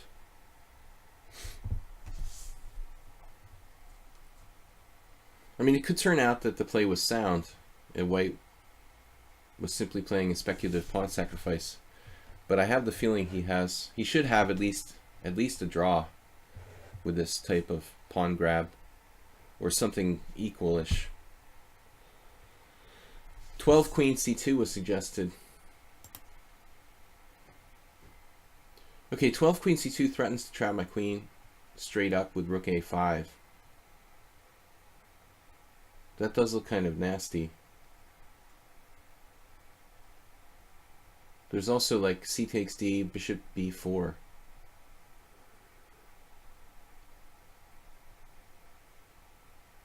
Although I have queen a6 getting away, my queen would be in a very artificial position in those type of lines. Okay guys, we're streaming for another 45 minutes. I'm going to try to get to those games I mentioned earlier. Supreme 5, Ananas, stupid names. No, at least those 3, you know, possible another one. D takes c3. Oh, I was joking about sacrificing my queen for a minor piece and 2 pawns or something. Alright, this is interesting.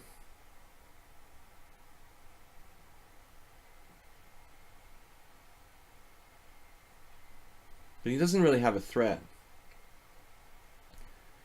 He is keeping me tied up. Bishop g4.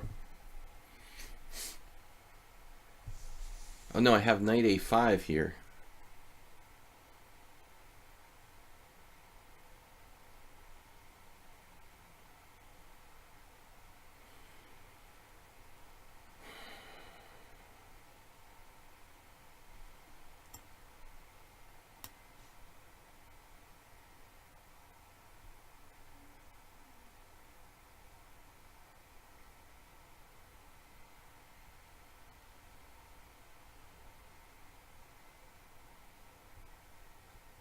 Life just isn't fair. You injected all the energy into the game and then you lose. You know, and my position was easy to play. because I just took things and reacted. No, let's see what's really going on. I'm winning in the final position, but okay, this line I don't know, and I don't play the Grunfeld regularly, but I mean, as you can see, I mean, bishop e2 is played in 3,878 games. Queen d2 is played in 31, and bishop e3 was played in 31.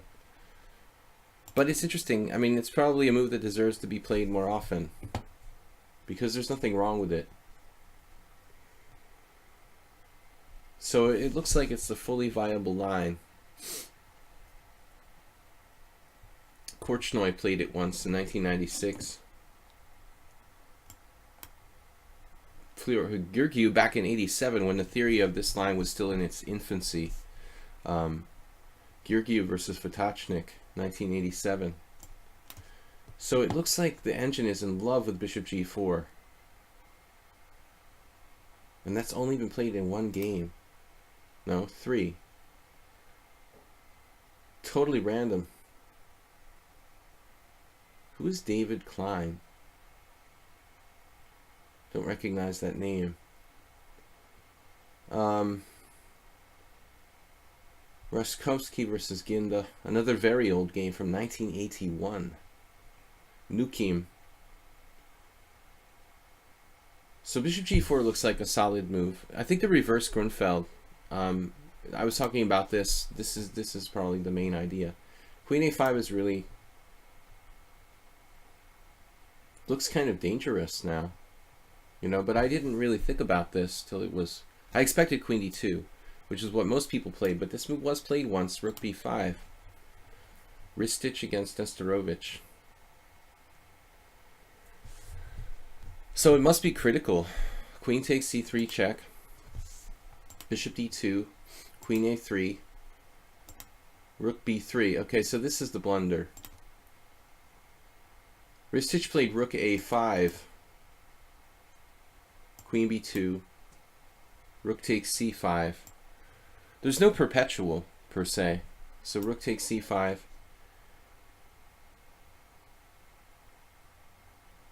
It's just the position. It's not, this is greedy to take the pawn on a2. Black should develop. Nesterovich played knight c6. It looks like bishop g4 is also possible, with enough counterplay for black. Okay, you gave me a scare there. I didn't know what I was doing, but it worked out. Supreme 5. I'm sorry I didn't look at queen c2. We should have. Queen c2, queen a6, rook c5 wins the bishop. Yeah, queen a6 probably not right. Supreme 5. What's up? 5 plus 3 blitz. That was my Grunfeld, enough Grunfeld for a little while.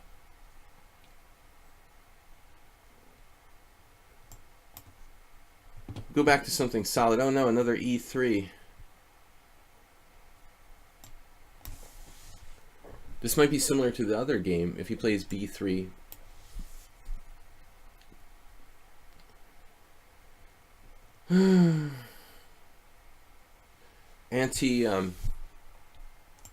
This is an anti-Blumenfeld. I have this system recommended. I did a video series recently on the Blumenfeld Gambit for Black for thechessworld.com, and this is my recommendation in there, to try to dynamize the position by playing g6. Dynamize. Now knight d2, I don't know. I mean, I could just take on d4 here, play that structure. It's not so bad. It's also possible to play like knight a6, just protecting, or b6. But it feels like he's threatening e4 now.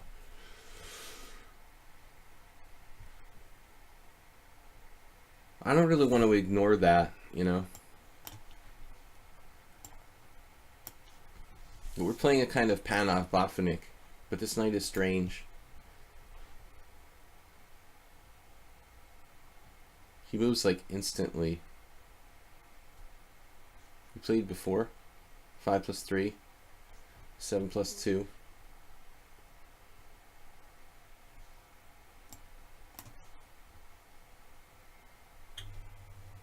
Okay, I have a plan. I'm going to put pressure on the d4 pawn. Alright, let's not fall out of our chair today like I did yesterday. Serbian Santa Claus, what's up? He hasn't played enough games. Well, I've already played him. He's got bullet games. I've already played him twice, so I'm not concerned about him being a troll or something. I can take on c4. It's probably decent for me. Now he has to take back with a piece because his d4 pawn is hanging, you know, and he wants to develop. I'm actually happier to see bishop takes c4 than knight takes c4, because knight takes c4 is a good maneuver.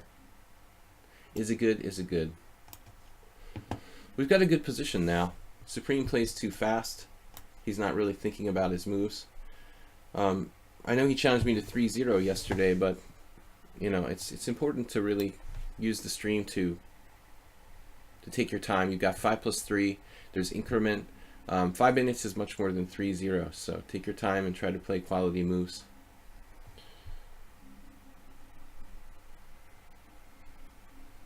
Bring my pieces into the game. And white's position is reasonable.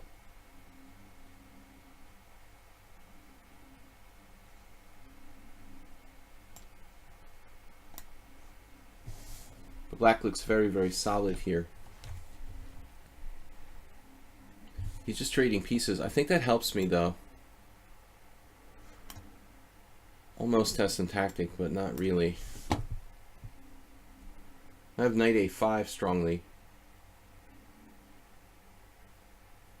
I'm not so convinced. Like that other game we looked at, if he takes back with the pawn, well, I mean, I'm better here. There doesn't seem to be any argument. He has like queen h4, but that decimates his pawn structure.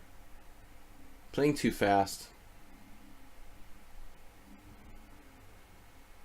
I could take on f3. It's also probably best move this queen d3, or something like queen d3 or queen e2. Interesting move, bishop d5 now.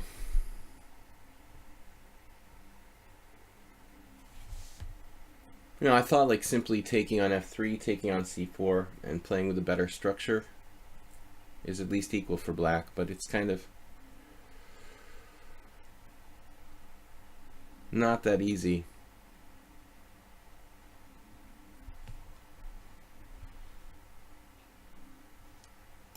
Should develop my pieces, no? We can improve the position a little bit first. He's playing like ridiculously fast for this time control, though.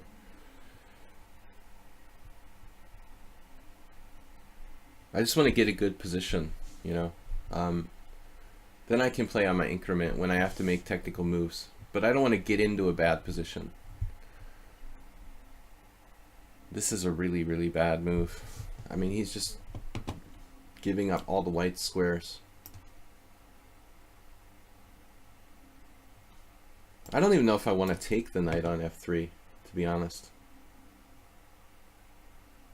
Now, first I'll take the open file, and then we'll think about it. But I think I'll just pass on that. I mean, you could take on f3, and then even trade queens here and be clearly better.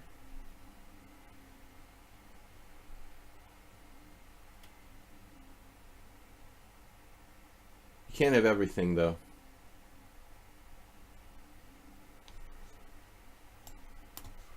I'm going to keep my bishop, I guess. I wonder if this is a mistake. The bishop is a strong piece. You know, I don't like when people just try to play for time.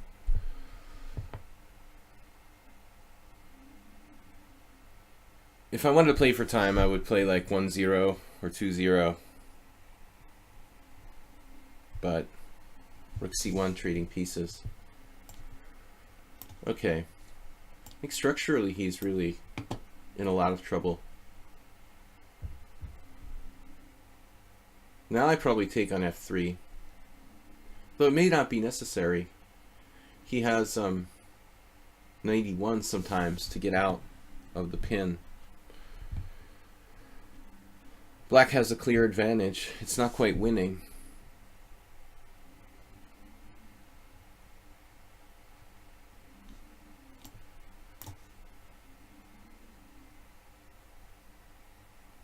Interesting, he doesn't trade queens there.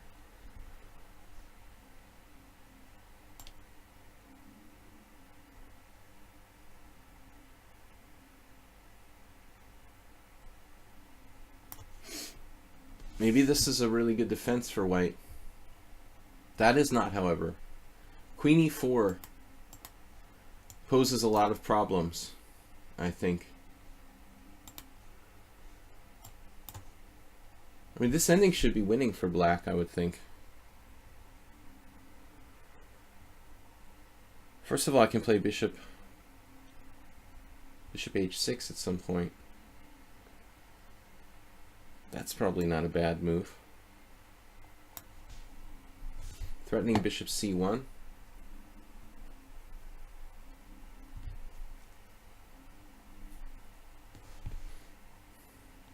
He could have played king f1 there, maybe.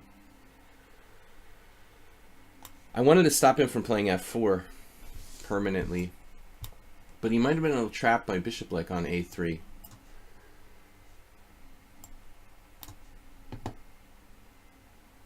It's conceivable this is still a draw, but I certainly should have good chances. I mean, I don't know. That's a losing move, probably. h4 is losing move. If he plays h3, puts his pawns on white squares, I'd imagine he has good chances to resist, but here it's like over.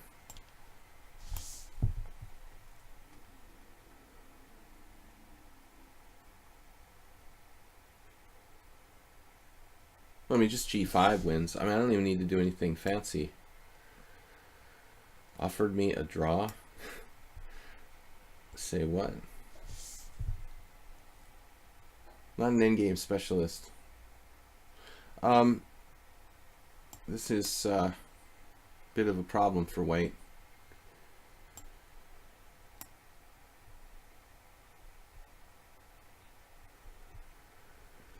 Okay, guys, we're gonna play 2 more games from the look of it. Ananas and Only Stupid Names. Can't guarantee any others.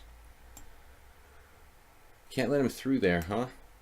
Well, yeah, I mean, I'm winning the king and pawn endgame, so it doesn't really matter, I guess.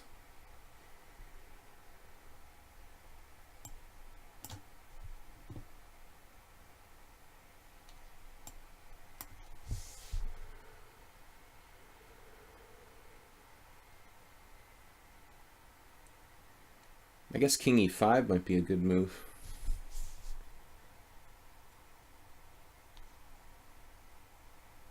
One, two, three, 4, 5, 6, 7, 8, 9. 1, 2, 3, 4, 5, 6, 7, 8, 9, 10.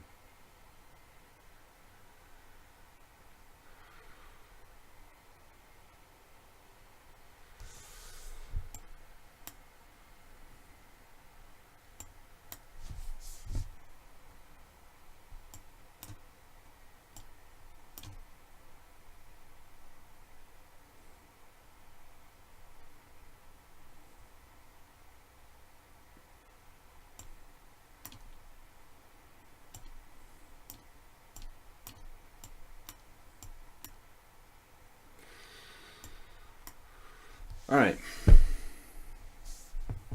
Going back to our challenges, Ananas is our subscriber and a strong player.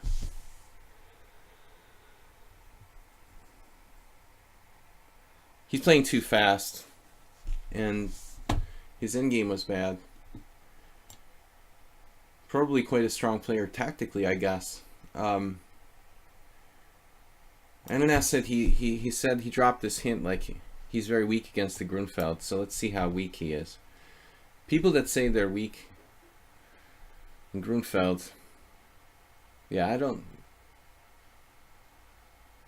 like playing the Fianchetto Grunfeld. I don't like playing the white side of it either. What are we doing here? Well, it's a Benoni.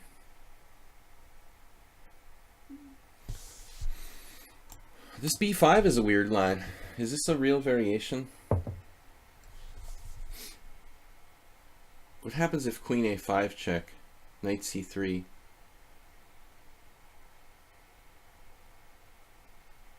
Kind of like a Benko. Well, we can transpose to the Benko now.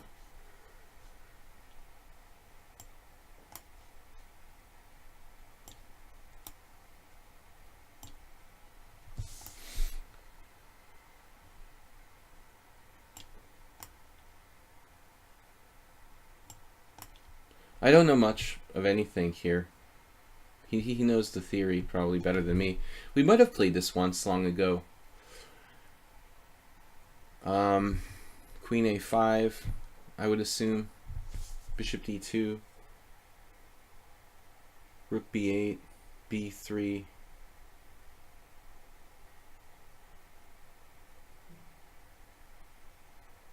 Then like queen c7 or something? Is that the way I'm supposed to play this? It seems strange. I have a vague recollection of doing this in another game.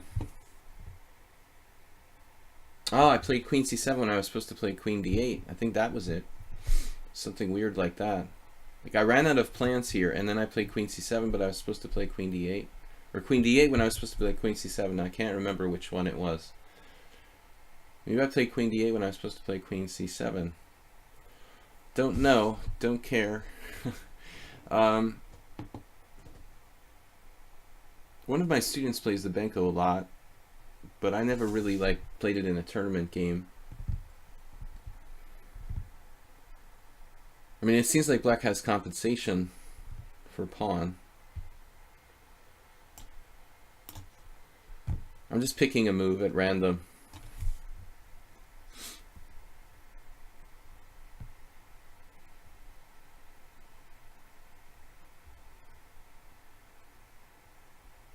The Benko, like many openings, I've played around with the idea of playing it, but never actually studied it enough and felt comfortable to play it. Though I have played Benko type of ideas at various times in the King's Indian. It's like a fianchettoed Nimzo. Ananas is a he. Yeah, guys, we just have time for this game and one more against Stupid Names left. Then we're going to pack it in for today. Got a tricky rated challenge from a 2100. H3, stopping knight g4, leaving us with only one plan, the classic Benko maneuver. Knight e8, knight c7. It's easy to play like the Benko because there's only these kind of known maneuvers. That's why my queen was supposed to be on d8. Okay, maybe this is the correct move after all, queen d8, because I've got knight here coming through on the queen side.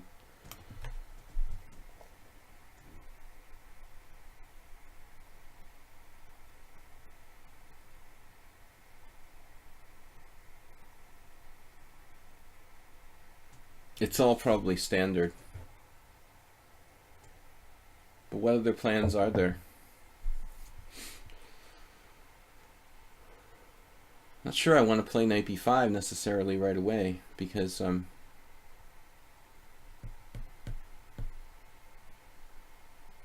actually, what else am I going to do though? c4 to upend his structure. He's got b4 there. Having my second thoughts here. If I could force him to play e4, he could weaken the d3 square. It's kind of hard to get in there though.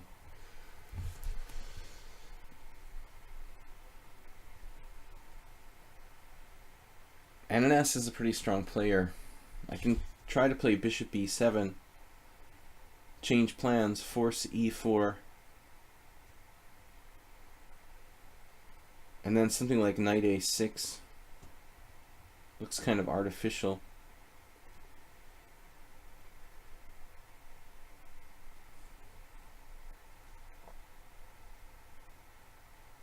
The c4 b4 doesn't look great. Knight b5 doesn't look great. How about knight b6? Doesn't look great. I mean, he's just playing e4 in all lines. So I'm stuck playing some kind of mainline Benko that I don't know what I'm doing in. That's good. Experimenting too much. I don't know. Bishop b7. e4, I'm just getting buried. Maybe I can play e6, but that looks awful. Why can't I find a good plan? I mean, possibly I made it an accuracy already. I don't know. Likely. Let's say. Knight b5, bishop takes. Bishop c3 loses a pawn for him, but he has stuff like a4. Alright, I don't know. I really don't know what to do. Rook takes doesn't make any sense.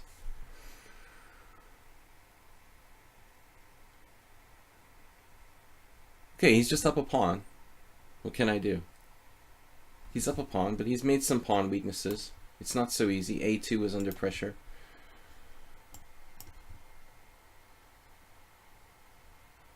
Okay. We have some counterplay. Probably not enough.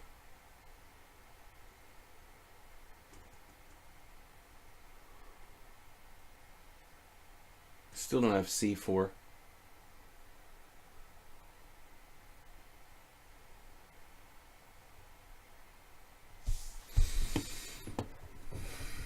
Seems like he's really well versed in this.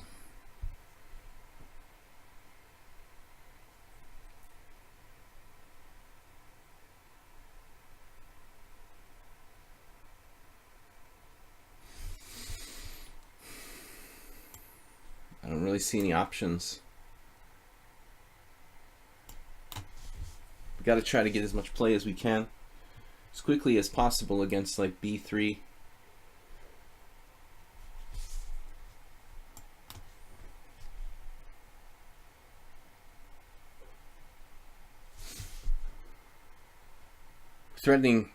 We're finally threatening stuff like c4. Maybe to triple on the b file.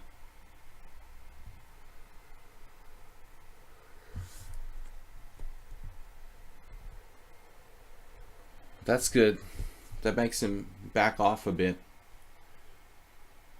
Forced him to back off a bit. And I've got knight e5. Queen b6 ideas.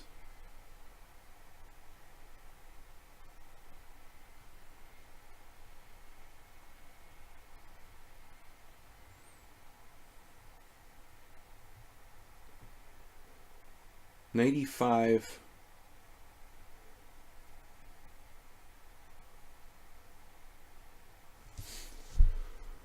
There's also rook d4 sometimes.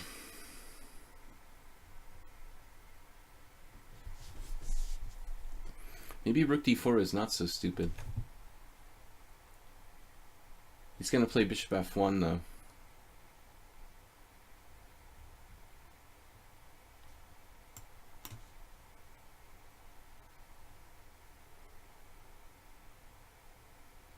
Not sure I'm threatening anything here, but it preempts bishop f1.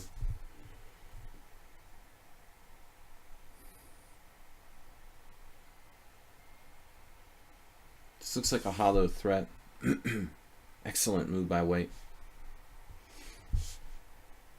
Running out of ideas now.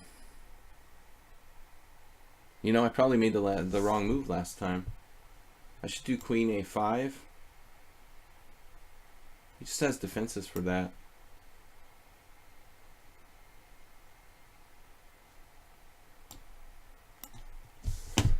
Okay, queen b6 was a really bad move and an utter waste of time. Just basically wasted a tempo, letting him play king h2 for free. That's the problem when you're playing openings that you don't have that much familiarity with the plans and stuff. Causing me to make like a significant inaccuracy. This tempo could really hurt.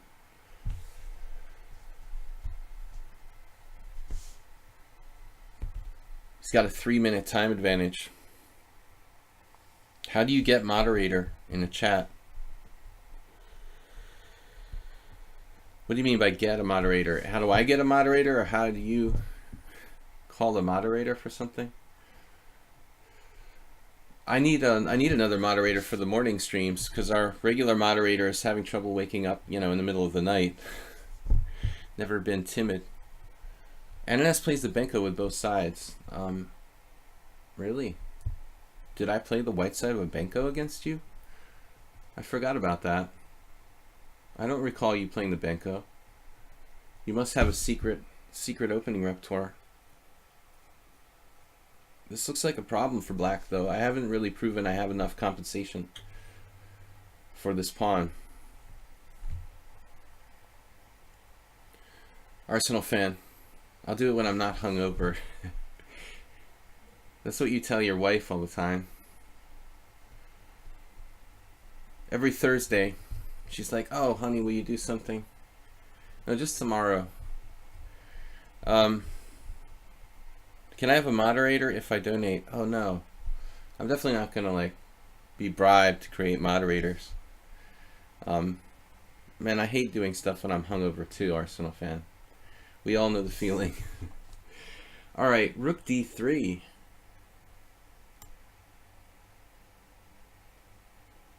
I feel like I'm being bamboozled into, falling for a trap here. I have Queen B4.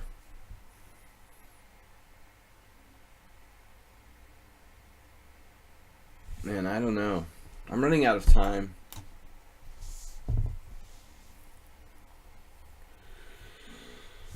Rook takes or rook takes?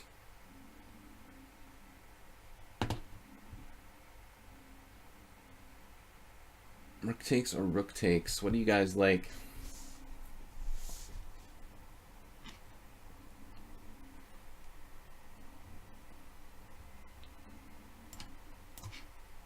This feels more active, but it's also kind of clumsy. Okay, he doesn't have knight f3. So we're on the e4 pawn. I've seen this sideways pawn absorption before. So he's kind of short of moves here. Bishop f1, not good.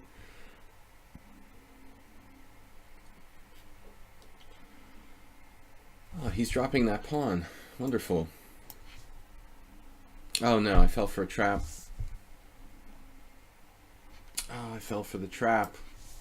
Man, I'm so stupid.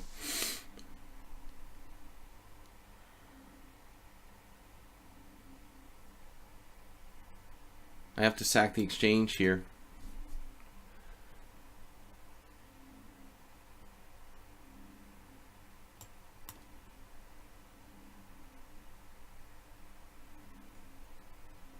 Unfortunately, he found b4.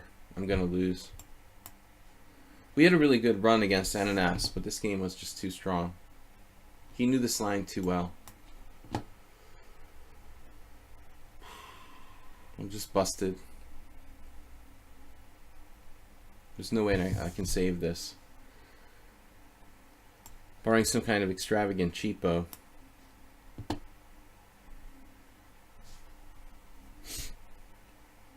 We'll try it, but I just don't see it happening.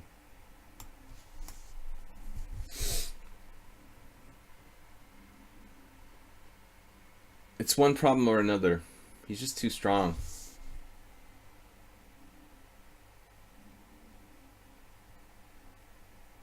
Alright man, good game. I resign. I can't stop the outside pawn. This was a really sad ending. I think I was doing okay before I dropped this tactic. Yeah, I'm fine after rook d3. I forgot rook d3 was on a knight on f3. So I kind of thought I had to do rook takes e4, and I was happy to have it, but I missed knight e5. Darn. Alright man, good game. Last game for today. We've got stupid names left, 5 plus 5. After 9 losses, he did it. He beat me. Good job, man. I don't lose that often on the stream, so it was a pretty good game. I thought you squandered your advantage though.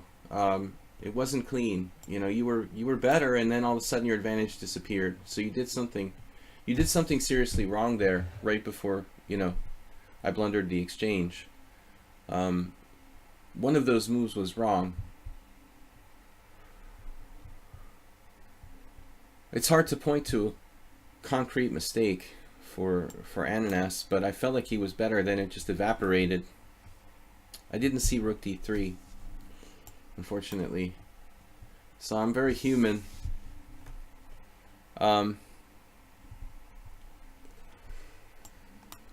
Ananas was running pretty badly there. d3. Nothing wrong with that. It's a useful move, but it's not the most aggressive. He's doing what I usually do with black.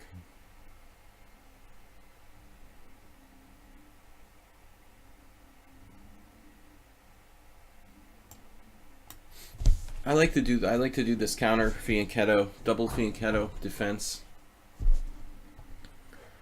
Now he turns it into a Botvinnik variation. Alright, that's fine. I've got to watch out for d4. It's a little weird to play b6 so early, but it's probably okay for black.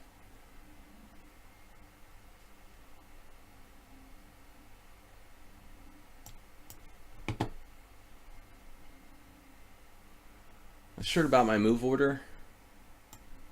I want to put my other knight on e7 and try to play knight d4 to stop that. He has like queen a4 check. But I have bishop c6 on that. He has like in between moves, bishop takes, pawn takes. That's kind of weird. I've had a game like that. I had a game like that against Aldis though, who's a pretty strong player, 2100 like player, probably 2100 FIDE. We had a game was like bishop takes, pawn takes, knight b5, queen d7. Bishop takes, pawn takes, knight b5. I guess I have to play e5 there. And then if queen a4, I'll have to move my king. So this does look a little bit dubious for black. Something about this move order may not be 100%, you know, kosher. Bishop takes, pawn takes, knight b5. That's the only critical test, though. If he doesn't do that, you know, we're back into what is more or less like a normal position. I could also possibly sack a pawn. There was a computer line I looked at recently in one game with like a bishop takes, pawn takes kind of thing, where it just didn't care and gave white a pawn, and the dark square bishop was so strong that it compensated. But I find that a little hard to believe. Now he does bishop takes d4. But it doesn't seem as good now, because I have knight c6 here.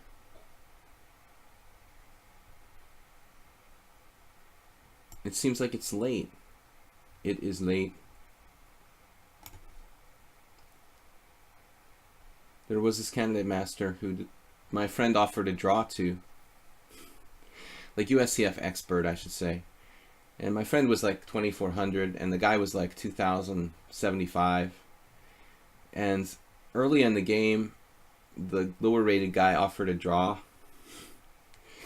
And my friend was worse, but he declined because he wanted to win, and the guy was like 300 rating points lower. And then later on, it was looking really bad, and my friend offered a draw again. The guy was like, it is late. So we always joke about that.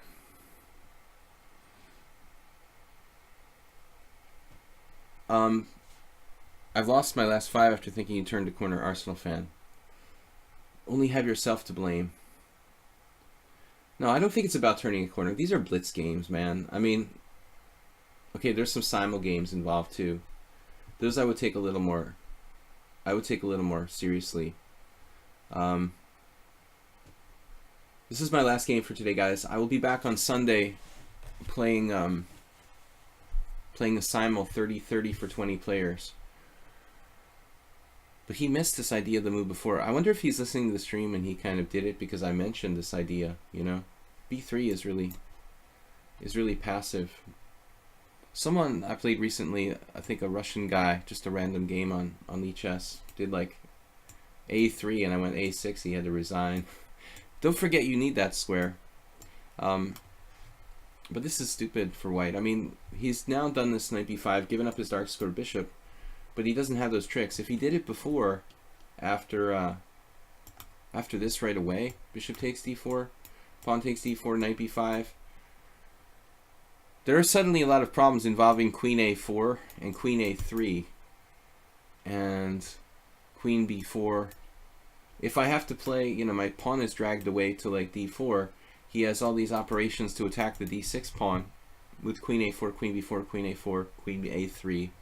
And e5 is kind of the only way to protect the pawn, but I'm going to have problems with that d6 pawn. I think there was an engine line. Okay, bishop takes, pawn takes, knight b5, e5, queen a4, king e7, and the computer was basically saying that it's not so bad, you can just put the king on e7. But that's the kind of thing I might have to do if he played that variation. And it certainly doesn't look very appealing. White played queen c2, but now his knight is bad. It also doesn't have this return square on there, so it's not so easy for me to make progress here, but black is definitely better, much better. Okay, it's still a very, very blocked position. I'm going to play f5. I don't know, you know, he might have f5 at some moment himself. It also attacks the center. Now he's trying to play knight c2. He's still ganging up on my pawn on d4, it looks like. But that's very dangerous and double-edged.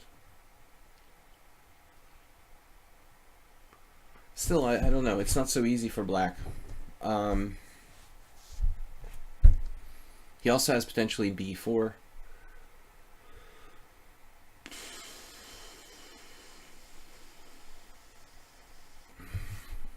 Pawn takes pawn, bishop takes pawn, and like d5 would get really complicated and strange. I mean, this is a tough game, and I think that even if it's better for black, it's not that easy for me to take advantage. Okay, this gets my rook off the long diagonal.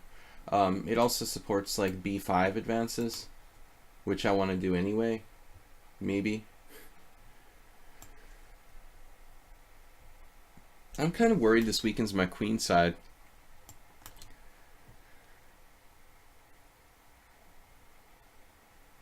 But you can't have everything. I mean, I need to be able to play queen b6, and well, I mean, his position is basically slightly worse. He has less space. But I don't think it's not, you know, it's not like it's without chances. Here he should play pawn takes pawn, b4 probably. Getting a little bit of space back. Also giving him like queen b3 and attack on my e6 pawn.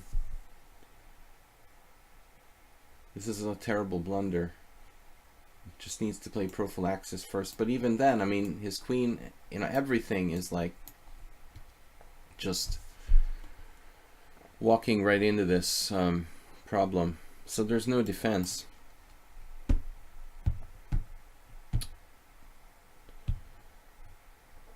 He played a decent game. He just needs to play the prophylactic move king h1. But I still would never dare to take that pawn. Like, even if you had king h1, you'd still have problems because of this diagonal. It's like one diagonal or the other diagonal.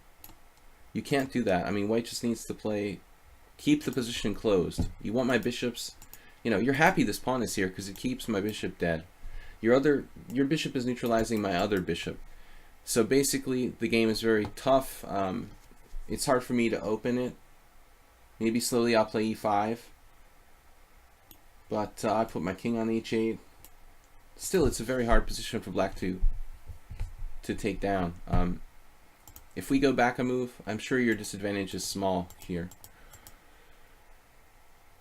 Yeah, I mean, this is an accurate evaluation. It's like 0.2, 0.3, 0.4 at most better for black, I think.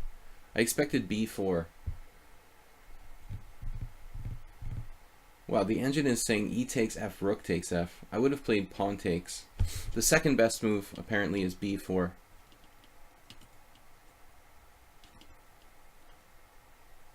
Here.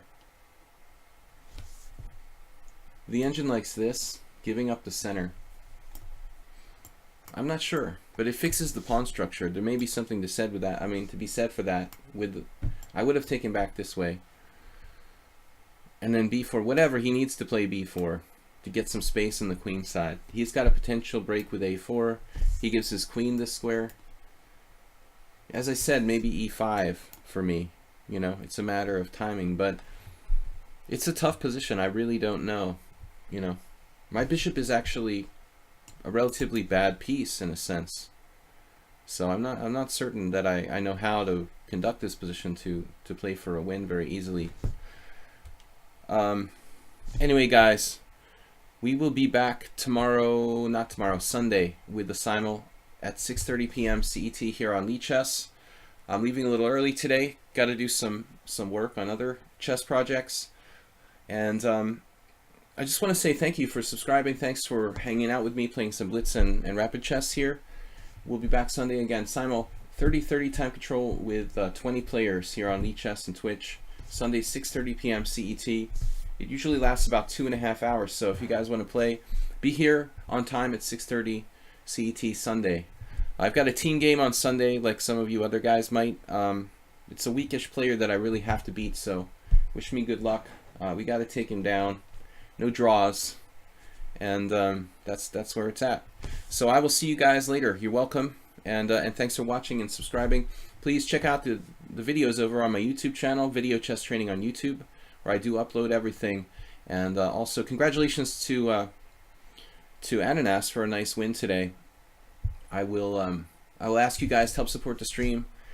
The efforts to buy a new chair with the PayPal donation here on lichess, and you can make a PayPal donation either on Twitch or YouTube if you want to support the stream and the efforts to buy a new chair, because I did fall out of my chair twice yesterday. Tried to contain it today. We managed to keep it under control, but I don't want it to happen anymore. Anyway, guys, we will see you on Sunday. Thanks again. Bye-bye.